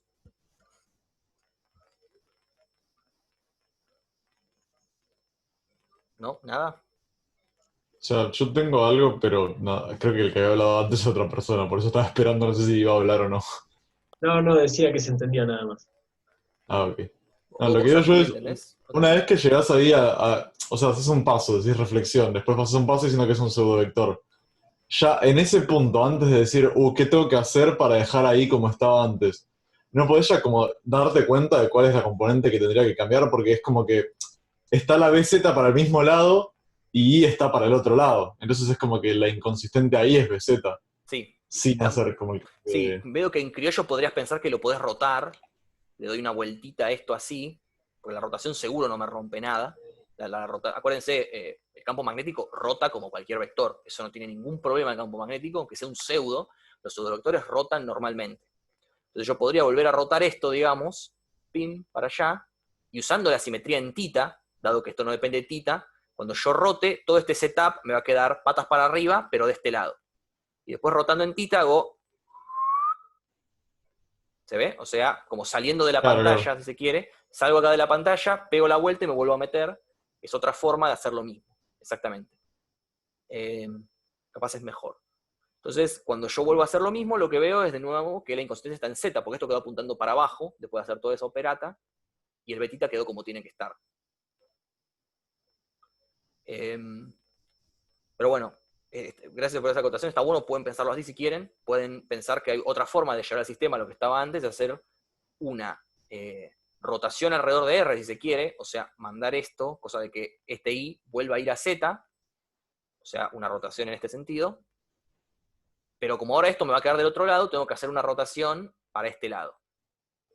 Ambas las puedo hacer, hasta ahí, o sea, esta rotación así la puedo hacer, y la rotación tita la puedo hacer a cualquier ángulo porque no depende de tita. La rotación que hice así, en realidad solo la puedo hacer si la hago de justo de pi, o sea, justo de 180 grados, si no, probablemente no lo pueda hacer, porque me va a quedar todo torcido. Pero bueno, son las dos formas de encararlo, pueden elegir la que quieran. Yo sé que acá, de golpe, todo este argumento de simetría se complicó, y para el que venía un poco flojo de la primera parte, y no muy convencido de estos argumentos de simetría tan explícitos, ahora me debe querer matar. Por eso, ahora en breve les voy a contar otra forma de encarar esto, que no sea así, pero esta es súper válida, para mí esta es, en el fondo, es la más rigurosa, pero hay otras formas de encarar esto, como lo que sería un análogo a ver los diferenciales de fuerza que uno hacía, no sé si se acuerdan, en la primera mitad, que uno decía, bueno, yo tengo acá un pedacito de carga que me va a hacer una fuerza en tal dirección y en tal otra, hay algo que se puede hacer. Pero antes de pasar a eso, bueno, entonces, lo que yo tengo, en definitiva, es que no existe BZ, entonces B de R es un R en tita versor. Y esta es la forma más larga que yo puedo encontrar de llegar a esta conclusión para un cable. Pero está bueno, porque usamos, también matamos una mosca, que es un ejercicio súper bobo, con una bazooka, porque le dimos con todo el aparato de simetrías que se nos ocurre, pero está bueno, porque ahora yo puedo pasar a cosas que no son tan inmediato ver en dónde va a apuntar el campo, si no te lo dicen, y todo este aparato de simetrías va a seguir funcionando y a la perfección. Entonces, voy a pasar, si nadie tiene ninguna objeción, no sé bien qué hora es, 25, y vamos a terminar el ejercicio. Ya usé todas las simetrías, ya sé que B tiene esta forma, esta la guardé acá en la esquina, como para que uno no se lo olvide, pero yo sé que B tiene esta forma. Entonces, bueno. Una pregunta. Sí. ¿Vos te fijaste en la simetría, las reflexiones respecto al plano R tita, no, Z, no, Primero usé... Z tita, no, R tita. Recién usé la retita, sí. Y antes usaste para el plano... El ZR. ZR. Sí. Acuérdense ¿Y no que... te faltaría un plano más? ¿Sí? ¿No te faltaría respecto al plano Z tita? Bueno, acá es algo que quiero comentar. El plano Z tita son los padres, o sea, no existe. Yo no puedo estar en un plano Z tita. ¿Por qué? Porque acuérdense de que cuando yo estoy, mis posiciones, ¿cómo decirlo? Voy de nuevo. Cuando los puntos del espacio en los que yo puedo estar tienen la forma R en R versor más Z en Z versor, ¿no? Porque estoy en cilíndricas. Yo no puedo estar sobre tita versor nunca, con un vector R al menos. O sea, B puede tener componente en tita, pero R, como vector, no puede tener componente en tita versor. Entonces, el plano tita en realidad no existe. O sea, yo no puedo armar un plano con Z y tita, porque yo no puedo estar sobre tita con ningún R. Siempre que si yo estoy parado sobre un punto y estoy en el ZR, como siempre, de golpe digo, bueno, entonces el tita sería este, ¿no? Entonces me muevo acá. En el momento en que me paro acá, R cambió, es este, y ya no estoy más sobre tita. O sea, yo nunca puedo estar sobre tita con el vector R. Ahora, claro, freno para escuchar un poco los abucheos, porque yo sé que es re polémico. Entonces, ahora me van a decir, ¿cómo usaste el plano R tita? Bueno, no usé el plano R tita, usé el plano R igual a 0. O sea, usé el plano XY, si se quiere. El plano que es perpendicular a Z. Acuérdense que yo un plano lo puedo definir como los dos versores que están contenidos en él, o dos vectores en general, o como su normal. En R3, cualquiera de las dos vale. Entonces, yo acá pude haber dicho el plano perpendicular a Z, para hacer esta parte que hicimos acá, y seguiría siendo todo válido. Es algo en lo que no me quise meter en su momento, pero bueno, aprovecho ahora que ya capaz están un poco más curtidos en el tema de las simetrías. El plano tita en realidad, que acá yo lo dibujé muy suciamente, en realidad no existe. Yo acá tendría que haber puesto un X o un Y. Yo hice el abuso, porque creo, más o menos entiendo cómo hacerlo, pero en realidad el plano tita no existe, el eje tita no existe, yo no puedo estar parado sobre el eje tita. Pero bueno. ¿Me creen? No, yo tendría que haber dibujado que este punto estaba sobre el eje R y que tenía componente tita perpendicular, pero ahí todas mis esperanzas de hacer este dibujo plano se iban por la cloaca. Entonces dije, ya está, me paro en el eje tita. Con algo de suerte nadie me pregunta, gracias. Pero se entiende igual, más allá de este abuso que yo hice acá, piensen si quieren que esto es un X y un Y, que esto sale como un X, esto es un Y, esto es el B sub Y, si se quieren, y después por rotación saben que cualquiera de los, que si vale para B sub Y, tiene que valer para todos los ejes perpendiculares, todas las direcciones perpendiculares a Z. ¿Te convencí, Bruno? ¿Los convencí a todos? Sí, perfecto. Entonces, volviendo al ejercicio, yo tengo un BDR en tita versor. Entonces, ¿cuáles eran los dos ingredientes que yo quería para poder usar ampere acá? A ver si alguno se acuerda o quiere volver a la primer diapo sin que yo lo vea y decirme. ¿Qué curva busco yo? Yo busco una curva que tenga propiedades bastante particulares para que yo pueda hacer esta cuenta suavemente, digamos. La componente tiene que ser paralela a la curva y Perfecto. la dependencia, o sea, tiene que ser independiente. La dependencia no es no sé cómo se diría. B no O sea, cambia B- sobre la curva. B sea constante, claro. Exacto. Claro, sobre la curva debe ser constante eso. ¿Y Sí. qué implica sobre R que B sea constante? Que sea un círculo, digamos, que tenga un R fijo. Exacto. Yo quiero algo que tenga dirección en tita y dependa solo de R, digamos, o sea, que sea R constante, si se quiere. Entonces, lo que yo propongo es un círculo de radio R arbitrario centrado en el eje Z. Fácil. Por suerte, nada del otro mundo. Si yo hubiera tenido que hacer cosas más raras, como algo que dependa de R, pero va en Z, que tranquilamente pudo haber ocurrido, no puedo usar un círculo de forma tan trivial, lo vamos a ver en el próximo ejercicio que vamos a resolver. Sí, hay uno más, gente, pero va a haber un intervalo, no se preocupen. Entonces, voy a usar este círculo. Como siempre, yo hago un sentido de rotación horario. Yo quiero, digamos, si yo busco la normal de la superficie definida según Stokes, va a ir en Z, lo cual está bueno porque va a ser paralelo a la dirección, digamos, de mi J, que yo le doy a mi I, en algún sentido el signo de mi I. Entonces va a estar todo bien. Como esto gira así, su normal de esta superficie va para arriba. Entonces hago la cuenta. Primero hago la circulación, que es la más fácil. Acuérdense, el de L es R en tita versor de tita, pero B va en tita también, entonces todos estos dos me quedan 1 y me queda la integral de R, que es constante también, pero bueno, la dejo adentro ya que está, para que quede bien claro que esto es la longitud de la curva, que es 2πr. ¿Se ve esto? Nada del otro mundo, ¿verdad? ¿O sí? Bien, bien. Genial. Entonces, bueno, como yo tengo un cable infinitamente delgado, hago en el chat. Adelante. Para que tengo algo en el chat que quería mirar. No, yo dije que se entendía nomás. O se me retilda a veces esto, no sé por qué. Entonces, como yo sé que mi cable es infinitamente delgado, cualquier círculo R que yo tenga, radio cualquiera que no sea cero, va a concatenarme la corriente total que sí. Entonces, del otro lado que tengo yo, mu por I. Mu cero, perdón, debería ser un cero. Mu cero por I. Entonces paso dividiendo el 2πr y me queda esta expresión para el campo magnético. Bueno, está bien. Todos compramos, supongo. De hecho ya lo vieron en la teórica y lo vieron seguro de una forma bastante más directa. Quizás con un poco más de hand waving, de movimiento de manos, con algo de suerte a los que tienen más rigurosidad los convencí.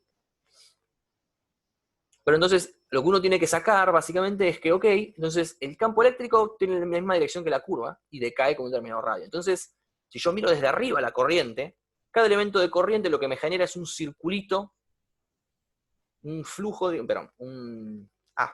líneas de campo de B, que giran alrededor de él en sentido horario. O sea, acá como ustedes ven, el pulgar, digamos, sale de la pantalla, entonces la mano se tiene que cerrar. Entonces el sentido en el que uno gira es cerrando la mano, que es en este sentido de circulación, lo que sería antihorario o positivo.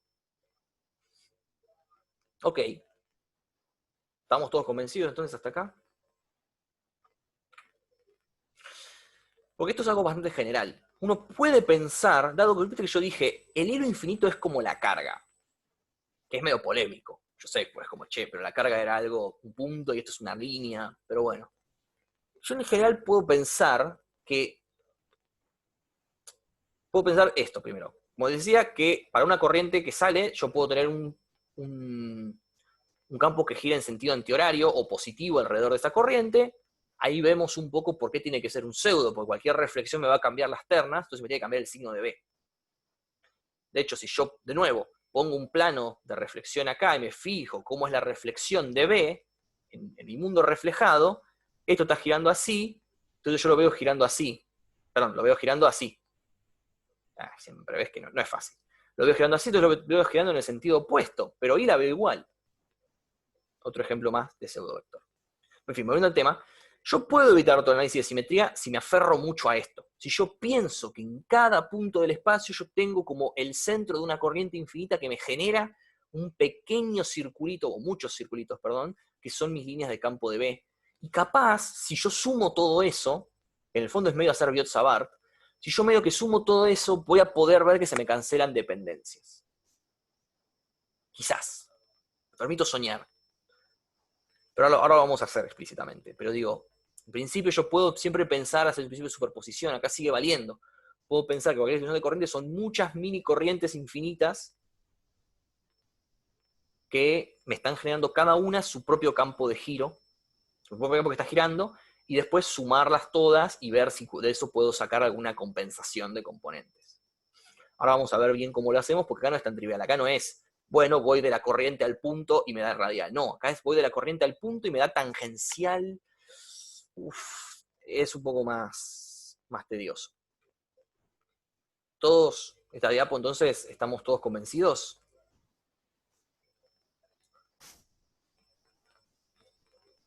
Yo aclaré que es el R de cilíndricas por las dudas para no generar ilusiones vanas. Bueno. Todo bien, todo bien. Sí. No, que está todo bien. Genial. Entonces, creo que voy a dar un pequeño intervalito, o no sé. ¿Qué opinas, Andrea? ¿Damos un intervalito para que...? ¿Qué tenés que estar viendo cómo venía la clase hoy? Después acá es solenoide. Bueno. Sí. Debería ser más 5 minutos. corto, pero... 5 minutitos. Sí, vayan a buscarse un café al baño y terminamos esto. Porque yo también quiero comentar algo, pero si no lo comento, ahora lo comento al principio de la clase que viene. No hay problema. Y yo creo que... Pausar la grabación. Ah, cierto. No, acabo de pausar. No sé cómo es. Ahí está grabando. Bueno, entonces, pasado el intervalo, vamos a aplicar un poco este aparato para el solenoide. Antes, voy a aprovechar para hacer un pequeño comentario de cómo usar esta intuición que desarrollamos antes, de que nuestra nueva carga puntual es un elemento de corriente que genera un campo que gira alrededor, para este problema, para justificar las simetrías del problema, o sea, la dependencia y las componentes del problema. Entonces, un solenoide. Lo vieron hoy en la teórica al final, pero lo vieron de forma un poco más indirecta, si se quiere. Solenoide no es más que un montón de espiras, todas montadas, una arriba de la otra, pero de forma tal de que medio que una se conecta con la siguiente, como para que sea todo un circuito cerrado que va para arriba. Uno asume que el n, que es la densidad de vueltas, o sea, la cantidad de vueltas por unidad de longitud, es tan grande que yo puedo asumir que las corrientes van solo lo que sería en tita, o sea, solo están girando. Pero si yo quiero que una corriente que entró abajo termine arriba, claramente alguna componente z tiene que tener. Pero bueno, nosotros despreciamos esa componente vertical de la corriente, porque decimos que la componente en tita es extremadamente mayor y no me cambia nada. Entonces, como tenemos este tipo de simetría, lo primero que vemos es que podemos de nuevo, como el solenoide es infinito, a pesar de que acá lo dice finito porque es la imagen que encontré en internet, yo puedo desplazarme en z tranquilamente para arriba o para abajo, y yo voy a seguir viendo siempre lo mismo. También puedo girar el solenoide todas las veces que quieras, como la corriente va en tita, a lo sumo le hago dar una revolución de más, o sea, no estoy cambiando la intensidad de corriente que pasa por ningún punto. Entonces, la densidad de corriente, perdón, que pasa por ningún punto. Entonces, como la traslación en z, la rotación en tita, me asegura que va a depender de R únicamente. Igual que antes, esto sigue teniendo simetría cilíndrica. No hay ninguna dependencia en la altura ni en el ángulo de la densidad de corriente. ¿Estamos hasta acá? Acuérdense, esto sigue valiendo igual, yo no tengo que usar ninguna propiedad de pseudovector ni nada, porque estoy haciendo traslaciones y rotaciones que son súper pavas y no distinguen entre vectores y pseudovectores. Entonces, lo que queremos, ya podemos usar las reflexiones y las vamos a usar. Vamos a ver que está un poco más fácil que el cable, porque ahora que estamos más cancheros vamos a ver que podemos eliminar dos componentes de un saque.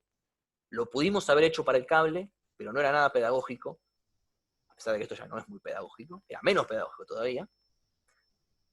Pero bueno, antes quiero hacer este análisis de los aportes diferenciales de corriente. Que acá no son diferenciales, pero bueno, aportes de corriente, digamos. Entonces, ¿yo qué hago? Yo voy a... Lo que yo quiero es extraer, hacer un corte sobre el solenoide y ver las corrientes. Yo acá les hice un color coding, no por hacer un semáforo, sino solamente como para distinguirlas.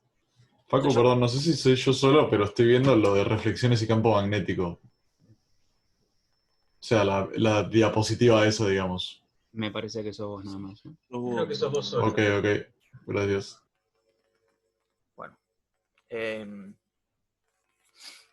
Entonces, yo tengo acá un montón de mini corrientes que están todas saliendo del plano, ¿no? Porque acuérdense que esto entra, entonces en esta sección está como entrando a la pantalla, y de este lado está saliendo de la pantalla. Entonces son el frente de la flecha, digamos, este puntito de acá.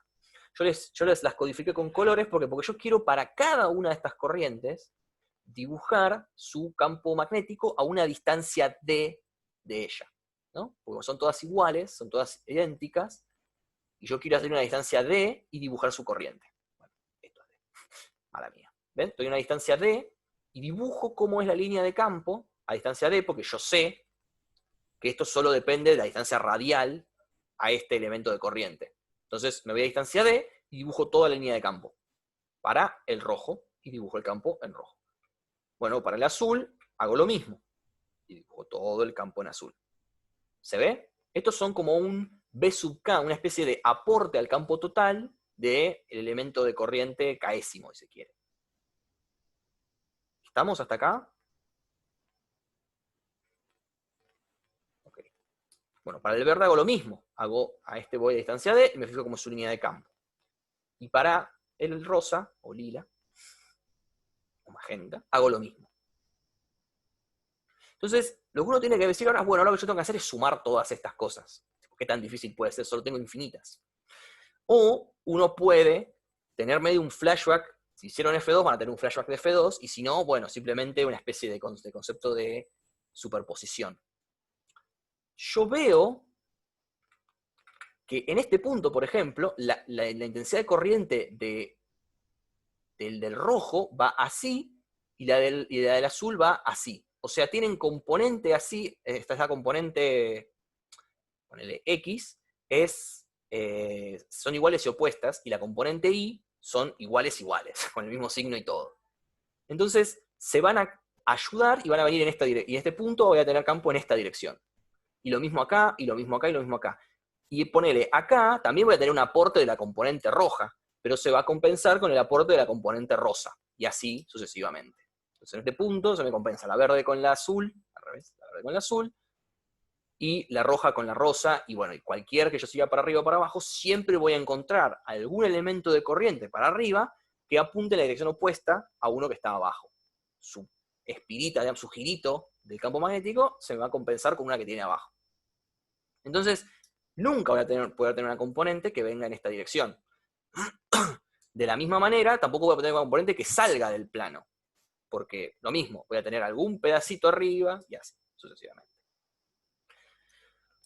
Perdón, esa no la voy a poder tener porque ni siquiera la tengo acá, o sea, esto solo tiene componentes en el plano, entonces la suma de cosas en el plano me va a dar en el plano. Perdón, me fui para cualquier lado. En fin. Entonces, yo puedo dibujar como esta envolvente, como que parece pasar por todos los circulitos de cada una, y lo mismo del otro lado, pero para el otro lado, ¿no? Porque en este sentido estoy bajando con mi corriente, con mi campo, y en este sentido estoy subiendo con mi campo. ¿Se ve esto de acá? Sí. En el fondo lo que estoy calculando es la envolvente de todos estos aportes diferenciales. Y para aquellos que hayan ya podido cursar F2, que sé que hay un par, esto les va a sonar mucho a Huygens.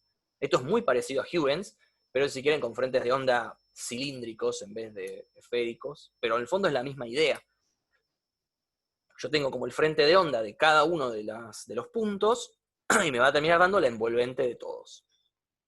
Esto es súper válido porque, si se fijan, hasta la dependencia va como 1 sobre R, igual que para la fuente puntual de luz. Entonces, con este argumento, que sí es bastante más con los ojos, pero también es bastante más rápido, y quizás en un sentido hasta bastante más físico, yo puedo intuir que adentro del solenoide, y afuera, porque esto es un elemento en el borde, así que tanto afuera como adentro, voy a tener solo componente en Z. Solo componente en Z. Porque ninguno de estos elementos me va a aportar una componente en θ, porque eso tendría que salir del plano. Entonces las componentes en θ no van a estar, porque los campos magnéticos están contenidos en estos planos. Para cualquier plano que yo corte, yo elegí cortar el plano de la pantalla, pero podría cortar el perpendicular a la pantalla, o sea, entrando, digamos, un plano así, va a pasar exactamente lo mismo, entonces no voy a tener componente en θ. ¿Estamos hasta acá? O sea, acá los que sufrieron mucho con la parte anterior deberían como suspirar un poco más relajados, y si no lo están haciendo es porque quizás no lo entendieron y es un buen momento para decirme. Porque esta es como la otra alternativa, que en el fondo es muy parecida, insisto, a la que hizo Andrea la otra vez. Uno toma elementos de corriente, y lo que se fija es que en un dado punto, el campo magnético es perpendicular a ambos, perpendicular al vector que los une y al vector J, entonces tiene que salir pim para acá. Y este es lo mismo, pero para acá, y así. Bueno, voy a proseguir y hacerlo con simetrías como a mí me gusta, pero está bueno que tengan esto en su arsenal.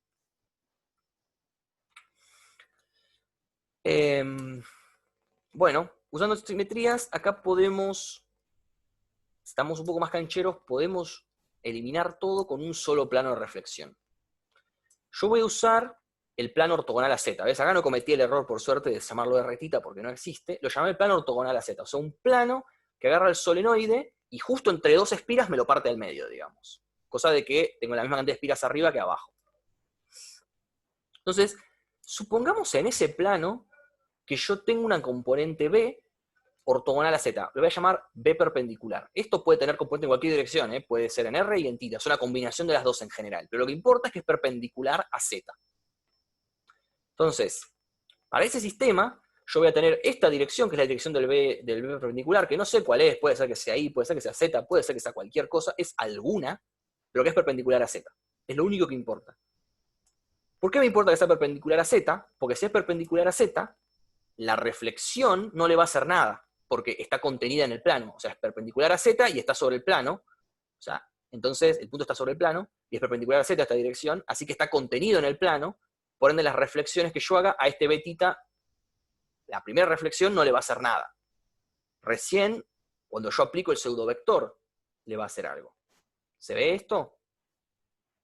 Es lo mismo que decíamos antes, solo que acá, la otra vez dije que esto explícitamente era un BDR o un betita. Ahora, ni siquiera voy a decir, che, es perpendicular. Ya fue, no me importa en qué componentes tenga explícitamente. Me importa que es perpendicular. Yo te voy a probar que no puede existir una componente perpendicular a Z. Entonces, ¿cómo hago? Tomo el sistema, tomo mi plano de reflexión, reflejo, B perpendicular se va a quedar como estaba, con la reflexión solamente. Las Cis no se van a enterar, ¿no? Porque las Cis son paralelas al plano. Entonces su reflexión, a lo sumo, me va a pasar esta corriente que estaba arriba por esta corriente que estaba abajo. Pero son totalmente intercambiables porque son todas iguales. Entonces, la dirección no cambia porque el plano es paralelo a la dirección de la corriente. Y la intensidad tampoco, porque yo solamente voy a flipear, digamos, la corriente de arriba con la corriente de abajo, que son iguales. Exactamente iguales. Entonces, el sistema de corrientes queda totalmente idéntico. O sea, mis fuentes no cambiaron. Y esta parte de acá, bueno, yo le hice una reflexión, pero ya no me acuerdo que es un pseudo, le tengo que chanfear un menos, entonces tiene que subir en el otro sentido. O sea, lo tengo que reflejar para acá, y me queda BZ para arriba y B perpendicular. Como antes, estos dos sistemas son iguales, ¿no? Mis fuentes no cambiaron. Entonces, el BZ coincide con el BZ anterior, así que está todo bien, pero el B perpendicular no. Entonces, B perpendicular tiene que ser 0. Como B perpendicular era cualquier componente ortogonal a Z, la que yo quiera, saco de ahí que tanto R como θ, que son las dos que yo conozco, tienen que ser 0. ¿Sí? ¿Se ve esto?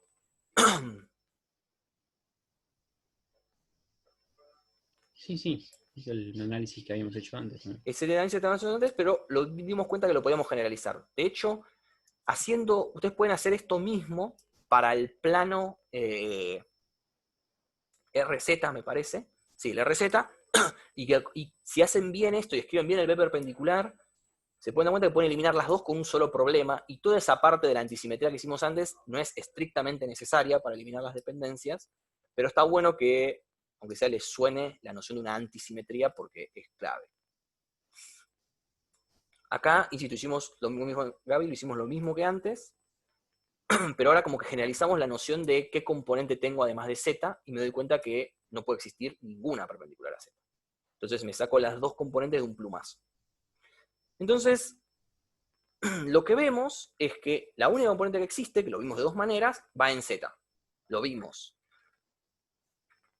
con los aportes estos al campo de los elementos de corriente que le giran alrededor, y lo vimos por simetría.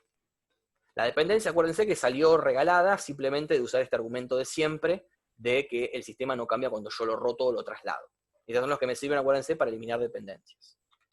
Entonces, usando las reflexiones o usando los aportes de cada uno de los elementos, veo que no puede tener componente ni en θ ni en R. Entonces me queda un BDR en Z versor. Entonces, tenemos este problema, ¿no? Yo hice como un corte, hice como gris el interior del cilindro, del solenoide, y yo tengo las corrientes que entran en este punto, pegan toda la vuelta por atrás y salen por este punto, pegan toda la vuelta por arriba, vuelven a entrar y así. Lo dejo en sus manos el 3D de esto. Yo quiero quedarme con esta visión porque es la que me va a servir. Y la que puedo dibujar. Entonces, perdón, me adelanté. Bien, ya tenemos la forma de B. Ahora hay que hacer ampere. Y yo elegí el solenoide porque para mí si uno quiere hacer ampere, es uno de los más difíciles. Porque es muy no trivial lo que vos tenés que hacer. ¿Qué tipo de curva podría uno tomar para este problema?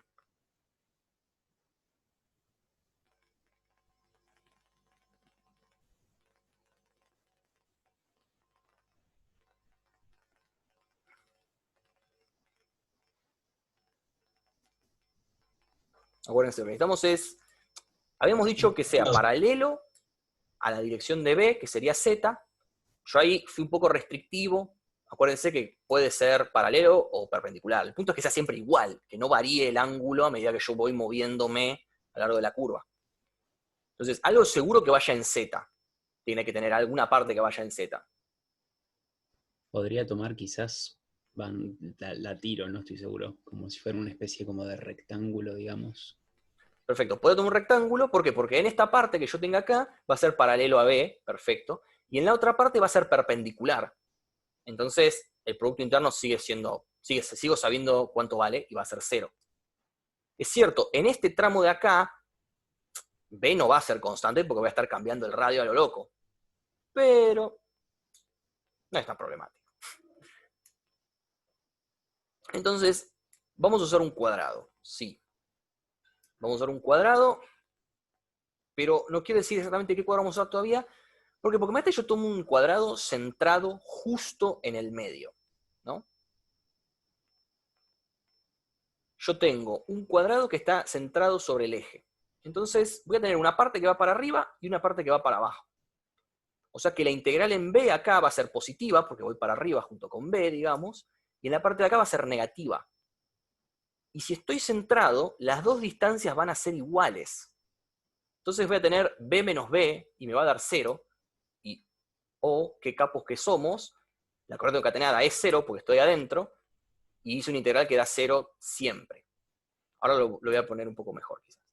Lo que yo voy a tomar, me parece medio como un lance, yo voy a tomar un cuadrado que esté contenido, digamos, que esté paralelo al eje Z, sobre el eje, de hecho. Va a tener altura h, no sé por qué no apareció, va a tener altura h, primero lo voy a hacer afuera mejor, va a tener altura h, lado, una distancia L1 al eje Z, de un lado, digamos, del lado de la derecha, y del lado de la izquierda voy a tener una distancia L2. No va a estar centrado mi rectángulo, entonces debería decir rectángulo, no está centrado mi rectángulo en el eje. Se ve que no está centrado, ¿verdad? Ahora vamos a ver por qué dice que no esté centrado. Pero se ve que no está centrado efectivamente, ¿no? O sea, sobre esta curva, la distancia a la que va a estar del eje va a ser L1, y sobre esta curva va a ser una distancia L2. Bueno, lo que yo voy a usar es que la corriente concatenada en este cuadrado va a ser 0, porque lo mismo que entra de este lado, al revés, perdón, lo mismo que entra de este lado, ¿no? Porque acuérdense que... No, perdón. Lo que entra de este lado sale de este lado, básicamente. O sea, cada corriente que yo tengo que me aporta un I acá, hay una igual que aporta un menos i de acá porque están trayendo en la dirección opuesta. Acuérdense, la normal de esto sale para afuera. Entonces, estos me van a aportar positivo, estos me van a aportar negativo, pero la misma cantidad cada uno. Entonces, la corriente concatenada por todo esto va a ser 0. Entra y sale la misma. ¿Se ve? Sí, sí. Bueno. Entonces, voy a hacer la cuenta ahora. Perfecto. Me adelanté con ese gráfico. Ignórenlo, después lo vuelvo a poner. Me salió mal el orden. Entonces, yo tengo la integral de la curva, acuérdense, voy sobre la roja. Entonces, voy a tener la integral de lo que yo llamé las tapas, porque no se me ocurría nada mejor, que son estas dos de acá, que sé que van a ser 0, nuevamente porque el diferencial de longitud va a ir en R versor, básicamente, y esto va en Z, así que claramente la integral me va a dar 0, o sea que, aunque B vaya variando a lo largo de esta curva, no me importa porque el producto interno se anula. Entonces, esto va a integrar 0. B no circula, B siempre es perpendicular a esta curva, entonces no tiene circulación a lo largo de ella, a lo largo de esta curva, ni de esta de abajo. Entonces me va a quedar B integrado en la curva de la derecha y B integrado en la curva de la izquierda. Entonces, esto básicamente a la derecha es integrar B a distancia L más L sub 1 de H, de Z. Entonces tengo B evaluado en R igual a L sub 1, lo hice bien explícito. B tiene componente Z en este lugar, así que está todo bien. Y el diferencial, el diferencial de longitud tiene dirección Z en Z versor. O sea, va de altura 0 a altura H en la dirección positiva. Y del otro lado voy a tener lo mismo, pero en L igual 2, y el sentido va a ser para el otro lado. Acá es un poco polémico cómo elegí, porque puse vaya de 0 a H, o sea, va de acá a acá, pero con dirección negativa, si uno quiere, pero no importa. Es consistente. Pudieron haber dicho que va en Z versor, pero va de H a 0, y es lo mismo. Solo cambia el signo de integración. Entonces, lo que yo tengo, entonces, esto va a salir para afuera y todo esto me va a integrar la altura, la longitud de esta curva, que no es más que H. Y lo mismo esta, pero con un menos, porque me queda el punto interno de Z con menos Z. Entonces me va a quedar B en L1 menos B en L2 por H. Esto tiene que ser 0. Ahora, si yo hubiera tomado L1 igual a L2, obvio, capo, que es 0, porque ya esto es 0. O sea, BL menos BL es 0. No hay con qué darle, es básico. Pero acá yo saqué algo muchísimo más fuerte. O sea que eso se tiene que anular, y H no es 0, H es arbitrario. Entonces lo que se tiene que anular es esta parte de acá. O sea, a cualquier distancia que yo me vaya del centro del solenoide, voy a ver exactamente el mismo campo, la misma intensidad de campo. Siempre que esté afuera, ¿no? Acá es importante que yo asumí que tanto L1 como L2 son mayores a R, que son el radio del coso. Si no, no hubiera concatenado parte de la corriente. Entonces, lo que está diciendo este resultado es que afuera del solenoide el campo es constante, es uniforme. ¿Todos ven eso? ¿Ven la necesidad de haber puesto que no estuviera centrado? Porque si esto tuviera la misma distancia para los dos lados, esto se cumple trivialmente y no me dio nada de información la circulación. Genial. Bueno, ya acá está dibujado, así que spoiler alert. Vamos a hacer lo mismo para el lado de adentro. Es totalmente análogo, no tengo que hacer absolutamente nada distinto. Tengo que cambiar una L por una D, las L's por las D's y la H chica por la H grande. Pero en el fondo lo que yo voy a hacer es tomar un cuadradito más chiquito, ahora que esté adentro, totalmente adentro de mi sistema, y ahí obviamente la corriente concatenada va a ser 0, porque no tengo corriente, o sea, toda la corriente sale por fuera del cuadrado, entonces acá hay corriente concatenada nula, simplemente porque no entra ninguna corriente, y de la misma manera, como sigo teniendo que es igual a 0, voy a deducir que adentro del solenoide también tiene que ser constante el campo magnético. ¿Se ve?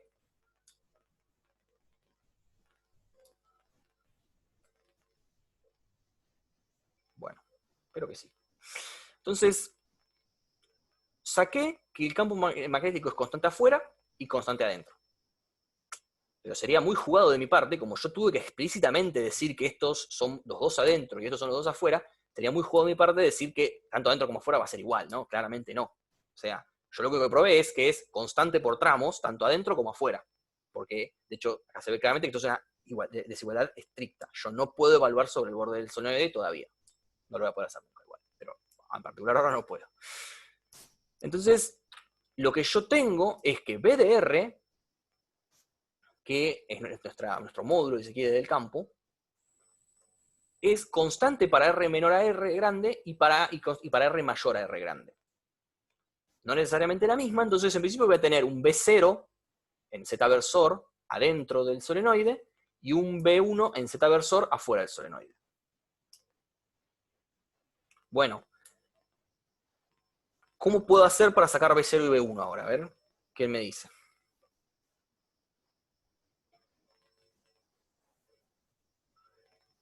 O sea, Se me- eso, No, sí, sí. se me ocurre que usamos nosotros la primera parte, digamos, de la ley de Ampère y nos faltaría usar el otro lado de la ley de Ampère, a ver qué pasa adentro, por lo menos. Claro, nos faltaría usar un caso más intermedio, más mezclado, ¿no? Donde yo agarré una parte de adentro y una parte de afuera. Pero yo iba a decir que a lo mejor podríamos intentar hacer un rectangulito que esté como medio centrado, o no centrado, pero que agarre algunas de las corrientes solo entrantes o solo salientes. Exacto.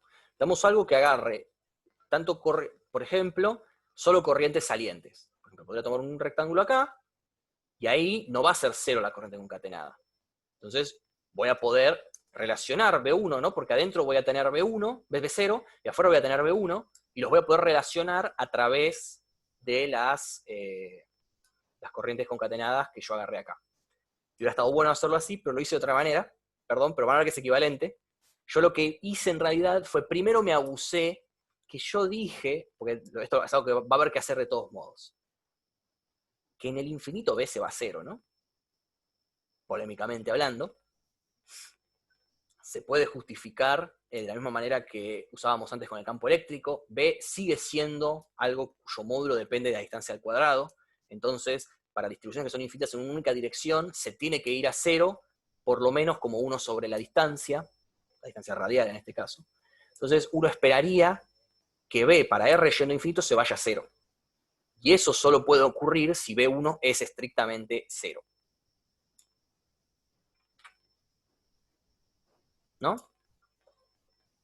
Para B yendo a infinito debe anularse mi campo, porque mi campo, de nuevo, tiene que quedar como 1 sobre R al cuadrado, y esto es 1D. Esto es infinito en una única dirección. Si fuera infinito en 2, ahí ya perdí como en la guerra, no puedo usar esto. Ya lo vimos en el campo eléctrico, y como nuevo, el campo magnético es solo cambiar un punto por una cruz. El hecho de que decaiga como 1 sobre R cuadrado no cambió. Entonces eso en principio no tiene por qué cambiar. Entonces yo tengo que concluir que B1 es igual a 0. Entonces afuera del solenoide el campo es 0.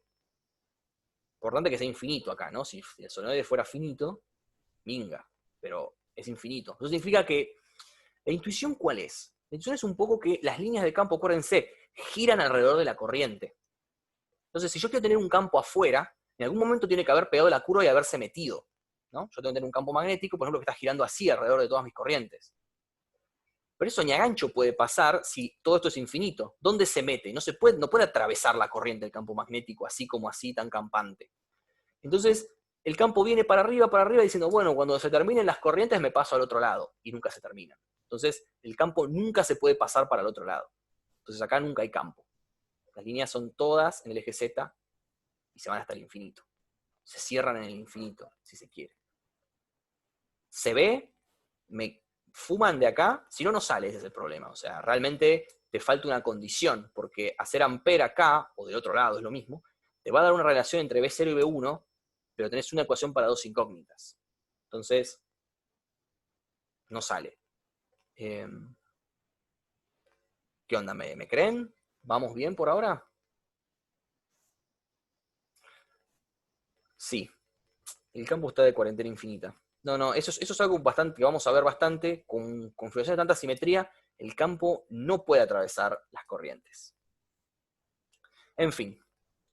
Entonces, B1 es 0. Como dijeron bien, ahora puedo elegir un caso de Ampère que no sea trivial, un caso que realmente me concatene algo de corriente. Entonces, yo voy a tomar esta curva. Una curva que tenga un pedacito adentro y un pedacito afuera. Voy a tener a distancia R mi primer lado del cuadrado. Como el lado cuadrado va a tener base L, la otra va a estar a R más L, ¿no? Acá, ¿ven? Va a tener un lado dentro del solenoide a distancia R del eje y otra distancia L más R. Esto lo escribo para que les quede, por lo quieren mirar sin tener que escuchar mi voz. Y el sentido de circulación lo voy a tomar horario. ¿Por qué? Porque yo creo que la normal me quede para adentro junto con las corrientes. Tipo, que fui acá a estar matándome con el sentido de la corriente y ver si me perdí un menos. No, no, no. Lo tomo horario, cosa de que la normal sea entrante a la pantalla y sea por ende paralela a cómo entra la corriente. Entonces, la corriente concatenada para esta curva que va en sentido horario va a ser I, que es la corriente de una sola de estas, multiplicado por la cantidad de bobinados que estoy agarrando, que va a ser N por H, ¿no? Porque N era la cantidad de vueltas por unidad, y H es por unidad de distancia, digo, y H es la distancia. O sea, N por H es la cantidad de vueltas que estoy agarrando de mi bobina, de mi bobinado. Entonces, la corriente concatenada es I, que es la corriente de una sola, y N por H, que es la cantidad de corrientes que enganché. ¿Todos compramos acá? Como dije, es la parte fácil, entre comillas, pero por eso hay que tenerla bien clara. Ok, bueno. Y antes, como antes la integral de curva va a ser lo de siempre. Dentro de la integral, yo tengo uno que va en Z, perdón, dentro del solenoide, perdón, voy a tener un pedazo de la curva, los de las tapas van a dar 0, así que no les doy bola. Pero adentro voy a tener algo que va en Z, positivo, y que como está a distancia R, es el B a distancia R. No fue casual que haya elegido esta letra. Más la misma integral, pero para abajo, o sea, en menos Z, pero en B de R más L. Pero B de R más L, como yo sé que R más L es mayor a R, me va a dar 0 porque es el B1. Entonces esto se me anula y me queda B, para que se salga el coso, me queda B de R por H, que es la longitud de mi curva. Y por ende, yo tengo que B tiene que ser igual a mu0 por esto, entonces los H se me cancelan, por suerte, si no estaríamos en muchísimos problemas, no puede depender de la superficie arbitraria que yo elegí de Ampere, y me queda que B0 es mu0 por N por I. Es constante. Eso ya lo habíamos visto, no depende, pero es uniforme y depende de la cantidad de vueltas de la bobina. Ustedes lo vieron en la teórica, vieron eso de, bueno, agarrar el toroide y cortarlo y estirarlo, y bueno, la aproximación. Bueno, pero acá vimos que el campo... no entendí eso, perdón. Entiendo que me estoy perdiendo un buen chiste. Está en cuarentena. Ah, perdón. Me quedé en el pasado. Estaba haciendo llamados telefónicos mientras explicabas, te digo la verdad. Está bien. Pero estaba atenta igual. No, mira, tengas un detector de guasadas ahí, que de golpe yo digo algo muy violento y no te puedes resistir. Bueno, entonces... No, lo que terminá y después te comento algo al final. Nada, solo ponerlo todo junto. El campo entonces es constante, uniforme, dentro del solenoide y nulo afuera.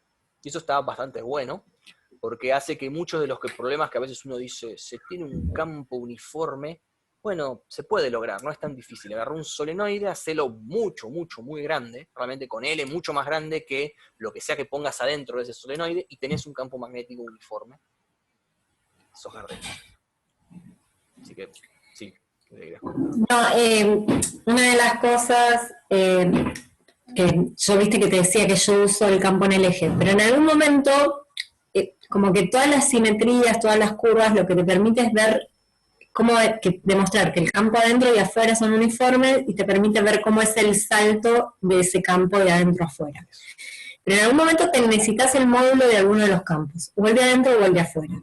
Vos sacaste el de afuera, porque en algún momento usaste que B1 era igual a 0 para poder sacar el de adentro.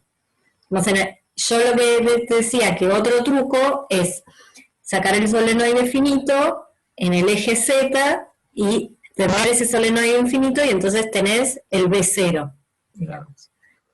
Pero por eso a mí me sonaba como, digo, algo como estaba esperando que era lo que habías hecho. Pero bueno, hiciste la consideración, o sea, en algún momento uno de los módulos, o sea, hay que sacarlos, ¿no? O sea, en algún momento tenés que tomar algún límite, alguna hipótesis en el infinito. Pero claro, como si vos con el solenoide yo no tengo que decir esto tan como un salto de fe, porque en el solenoide se ve que se va a cero, y aún cuando es el límite de L, que sería el largo Sí. del solenoide yendo a infinito, se ve que se sigue yendo a cero en el infinito. Claro. Entonces, ahí capaz es Sí, más sí. creíble. Sí, sí. Sí, sí, por eso, pero a veces distintas maneras de encargo.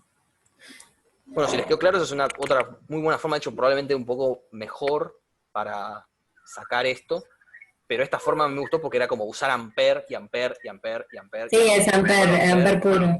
Entonces metimos tantas curvas ahí que ya si no se acuerdan cómo es la fórmula de ampere es porque están negados. O sea, realmente esto usa un montón de ampere y está bueno como para darle mucha bola a ampere. Bueno. Bueno, bárbaro, ¿Una duda o algo? descompartí.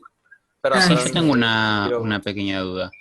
No me terminó de convencer del todo el argumento que usaste para decir que B1 debería ser 0 afuera. O sea, te creo que en el infinito se anula. Sí, perfecto. Pero ¿por qué pensaría yo que podría ser constantemente 0? A lo mejor se me ocurrió pensarlo un poco desde la ecuación del vector potencial, medio así como hacíamos con conductores. Por ejemplo, si yo tenía potencial afuera 0, con la ecuación de Poisson, ahí sacaba que el potencial afuera era 0, y medio que de ahí sacaba que el campo eléctrico era 0. Entonces a lo mejor pensaba que con algo así podría, pero en realidad no sé cuánto valdría en los cables, digamos, o sea, lo que sería la superficie del solenoide. Entonces no sé si podría hacerlo así. Sí, Poisson se puede un poco usar para magnetostática, pero hay que tener cuidado. Sí, se puede usar.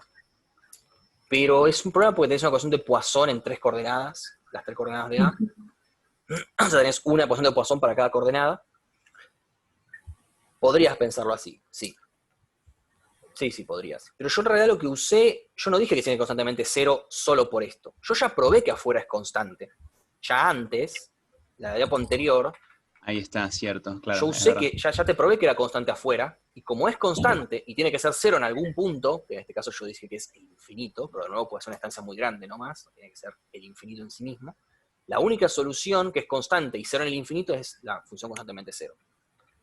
Entonces, sí, me faltó conectar esas dos neuronas. Sí. No, sí, es que acá explícitamente no puse, acá no hay dependencia en R, estos son bien constantes. Vamos, entonces. Eso.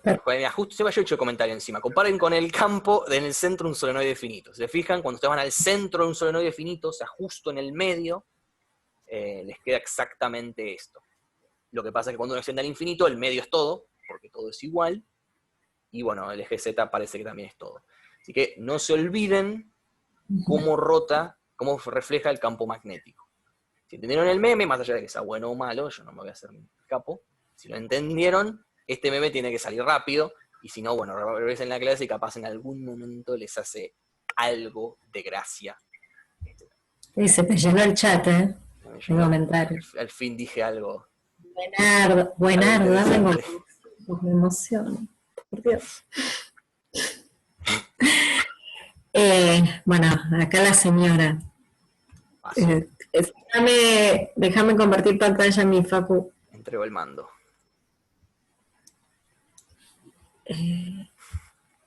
Y seguir grabando.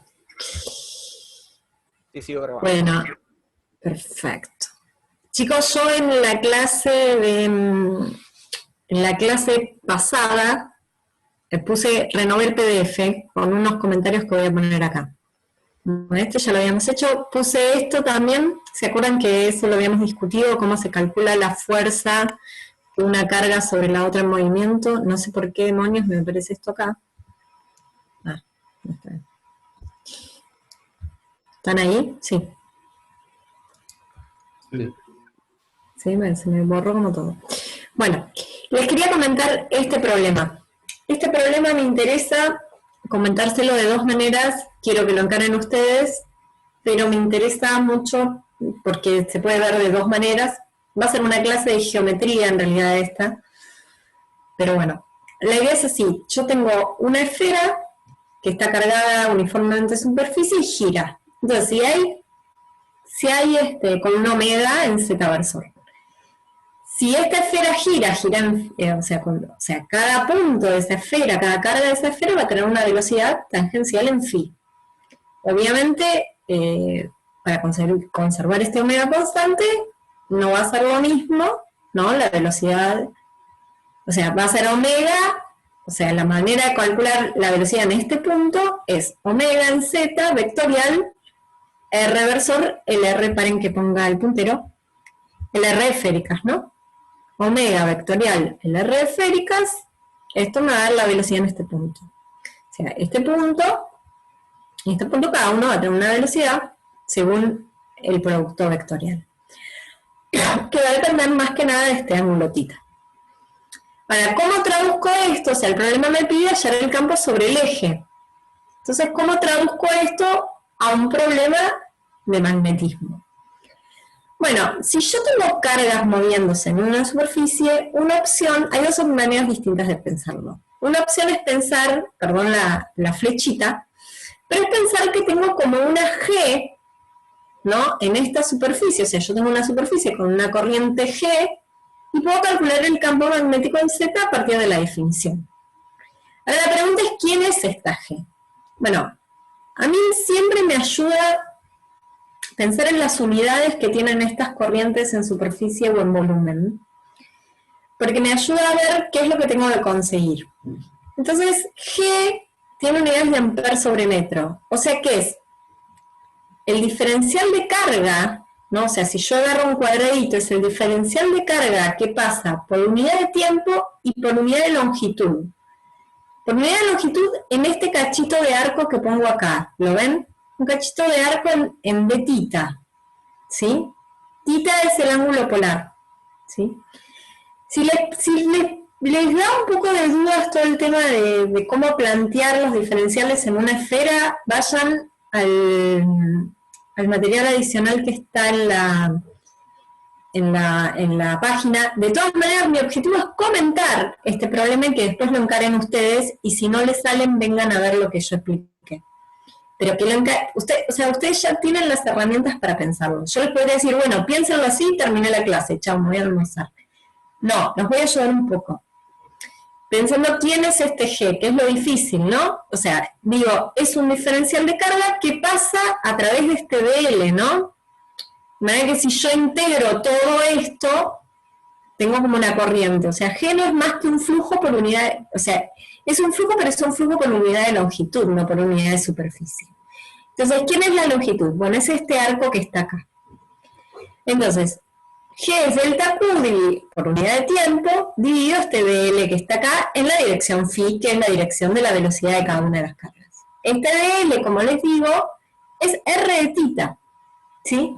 Es este radio de θ, ¿no? O sea, si yo quiero armar un arco acá, es R por dθ, por este ángulo que está acá.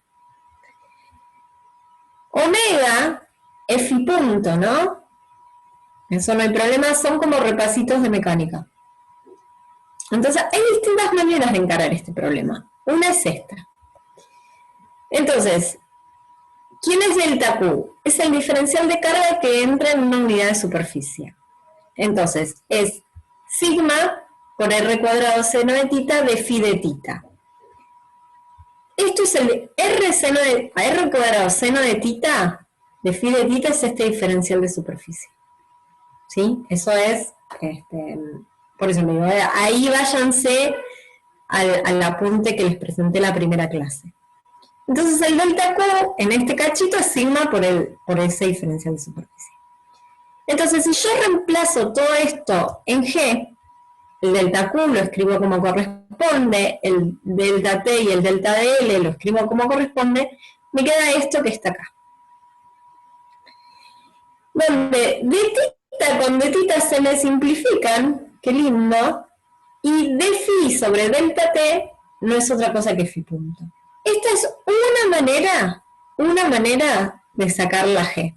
Una vez que tengo la G, listo, voy a calcular por definición el campo magnético con esta G que depende de sigma, ¿sí? Ahora, cuidado con este phi versor, esto es un phi versor, ¿sí? Cuidado, lo tengo que calcular en z-versor, cuidado cómo escribo los puntos, porque los puntos están sobre una esfera, bueno, cuidado que el R, cuidado cómo son los versores, ¿sí? En una esfera. Bueno. Después acá empieza otro trabajo, pero es importante saber quién es la G. Otra manera de encarar este problema es pensar que yo tengo, esta esfera está formada por una serie de espiras, ¿sí? Por las cuales circula una corriente I.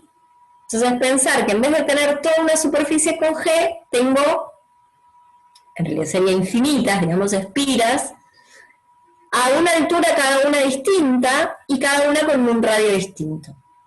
La pregunta es, ¿cuál es el radio de esta espira? El radio de esta espira es R por seno de tita, ¿no? Y está posicionada en un Z', o sea, no está centrada en el origen, sino que está centrada en R coseno de tita. La corriente que circula, está bien que acá el diferencial de tita es realmente, bueno, acá me faltó el de tita. No me faltó el de tita de Q. De delta Q me faltó el de tita. Esperen un cachito.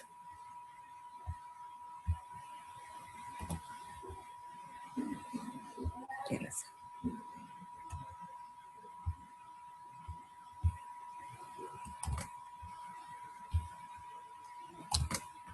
Ahí está.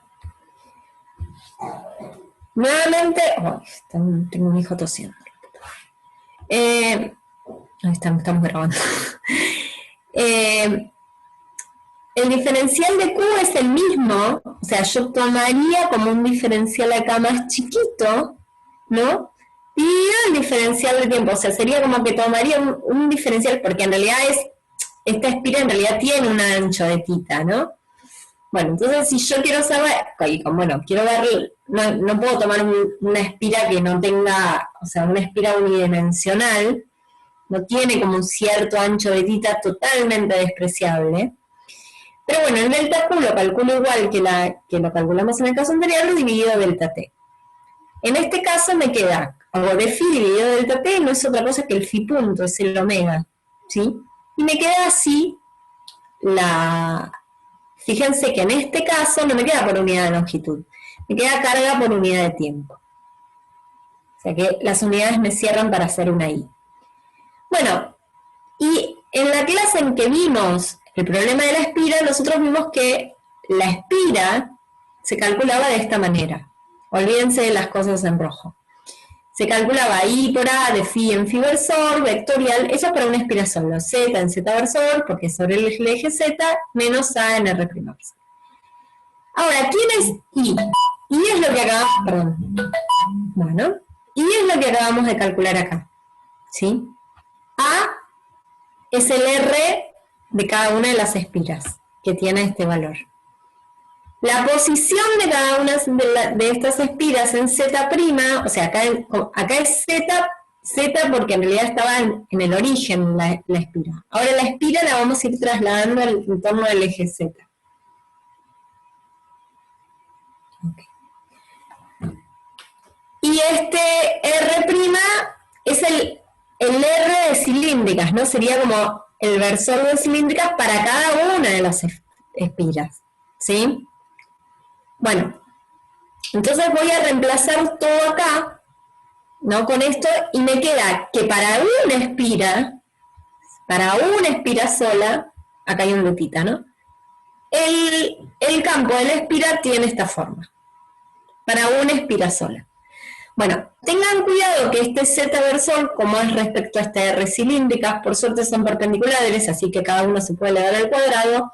Y fíjense cuando hagan phi versor por este Z, como son perpendiculares o no, sí, son perpendiculares, y como es este phi versor con este R de cilíndricas, ¿sí? Me dan Z versor. Así que bueno, no tenemos problema en ese sentido.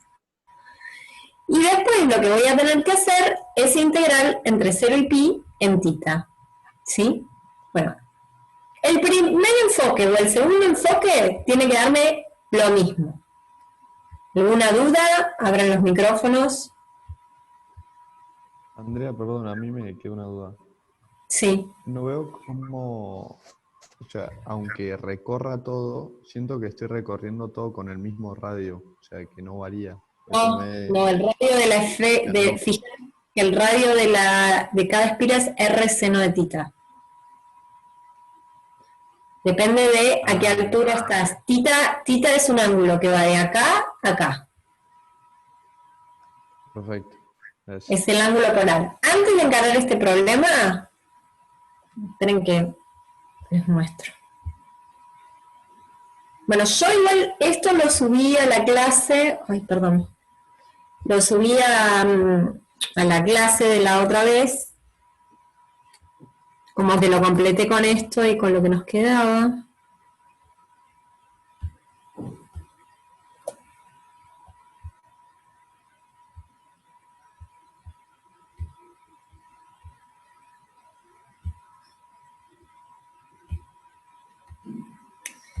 Si se fijan, a este apunte me refería yo. Que acá tienen la esfera. Bueno, primero, ¿quién es tita? Tita es el ángulo que va entre z y el versor r de esféricas. Phi es el ángulo azimutal, o sea, que vive en el plano XY. Todo esto es una inversión para el mecánica del cuatrimestre que viene, que lo van a tener que tener clarísimo. Este diferencial de superficie es hacer, que es el que me importa, es donde está la carga, es hacer este cacho por este cacho. Es pensar que esto es un cuadrado que tiene este lado por este lado, o sea, es R de tita por R seno de tita de phi.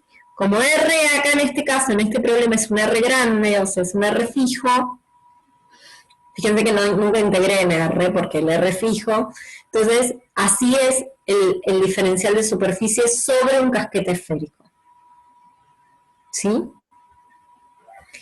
No hay una única manera, también pueden calcular el G como la carga por la velocidad, y les va a dar lo mismo, por la velocidad sobre la superficie de la esfera, porque, a ver, si de alguna, bueno, no, en realidad no es, sí, si de alguna manera se fijan, cierran las unidades, si yo hago carga por velocidad.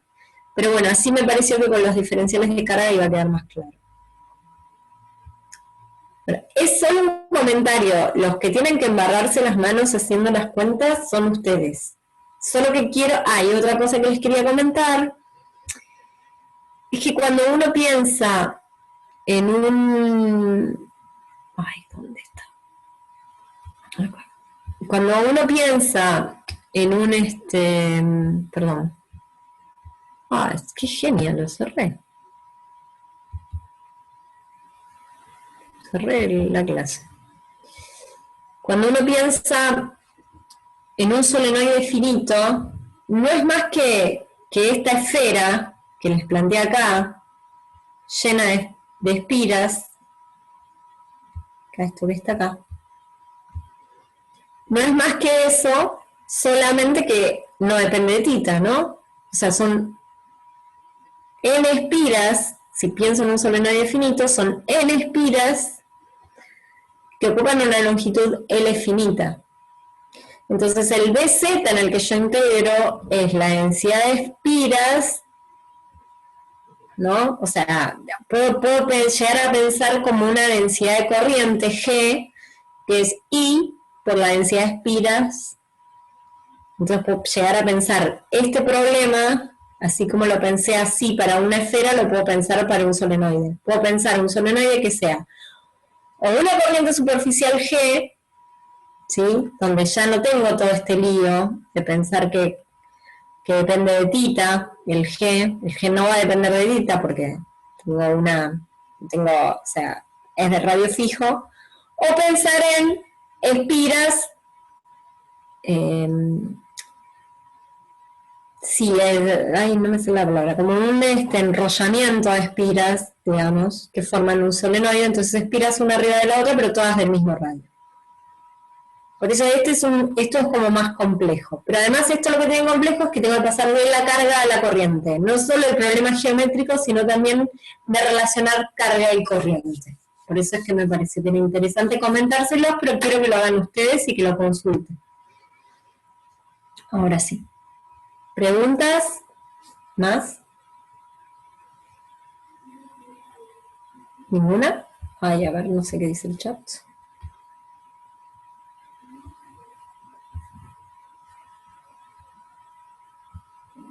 Es solo eso, parece raro, pero es modelos solares que arrancaron así. No, con B larga. Claro, el de Cowling, ¿no? Creo que el de No me acuerdo el nombre. Se que lo vi en algún momento y me dijeron, no. No sé las cosas. Lo que genera todo es que haya distintas velocidades a distinta altura. Creo que viene de acá, como pensar que uno tiene como corrientes superficiales. ¿Por qué es entre 0 y 2pi? Porque, bueno, vos tenés la corriente, o sea, es como que tuvieses una espira. Una espira, vos tenés un diferencial de L, acá, ¿ver? Vos tenés como un diferencial de L, cuando decías la espira, vos tenés un diferencial de L. Bueno, ese diferencial de L lo integrás entre 0 y 2pi. Ahora, cuando tenés una corriente G, la tenés que integrar, o sea, ¿dónde vive esa corriente G? En una superficie de R fijo, pero que se mueve entre 0 y pi y entre 0 y 2pi, ¿no? Como que de 2 grados de libertad, digamos. 2 dimensiones. Una que está dada por la coordenada θ y otra que está dada por la coordenada φ. Y el R fijo. No sé si quedó claro. Pero bueno, son dos estrategias. O pensar que tengo una superficie con una corriente superficial G que depende de θ, o tener muchas espiritas descentradas y de radio diferente.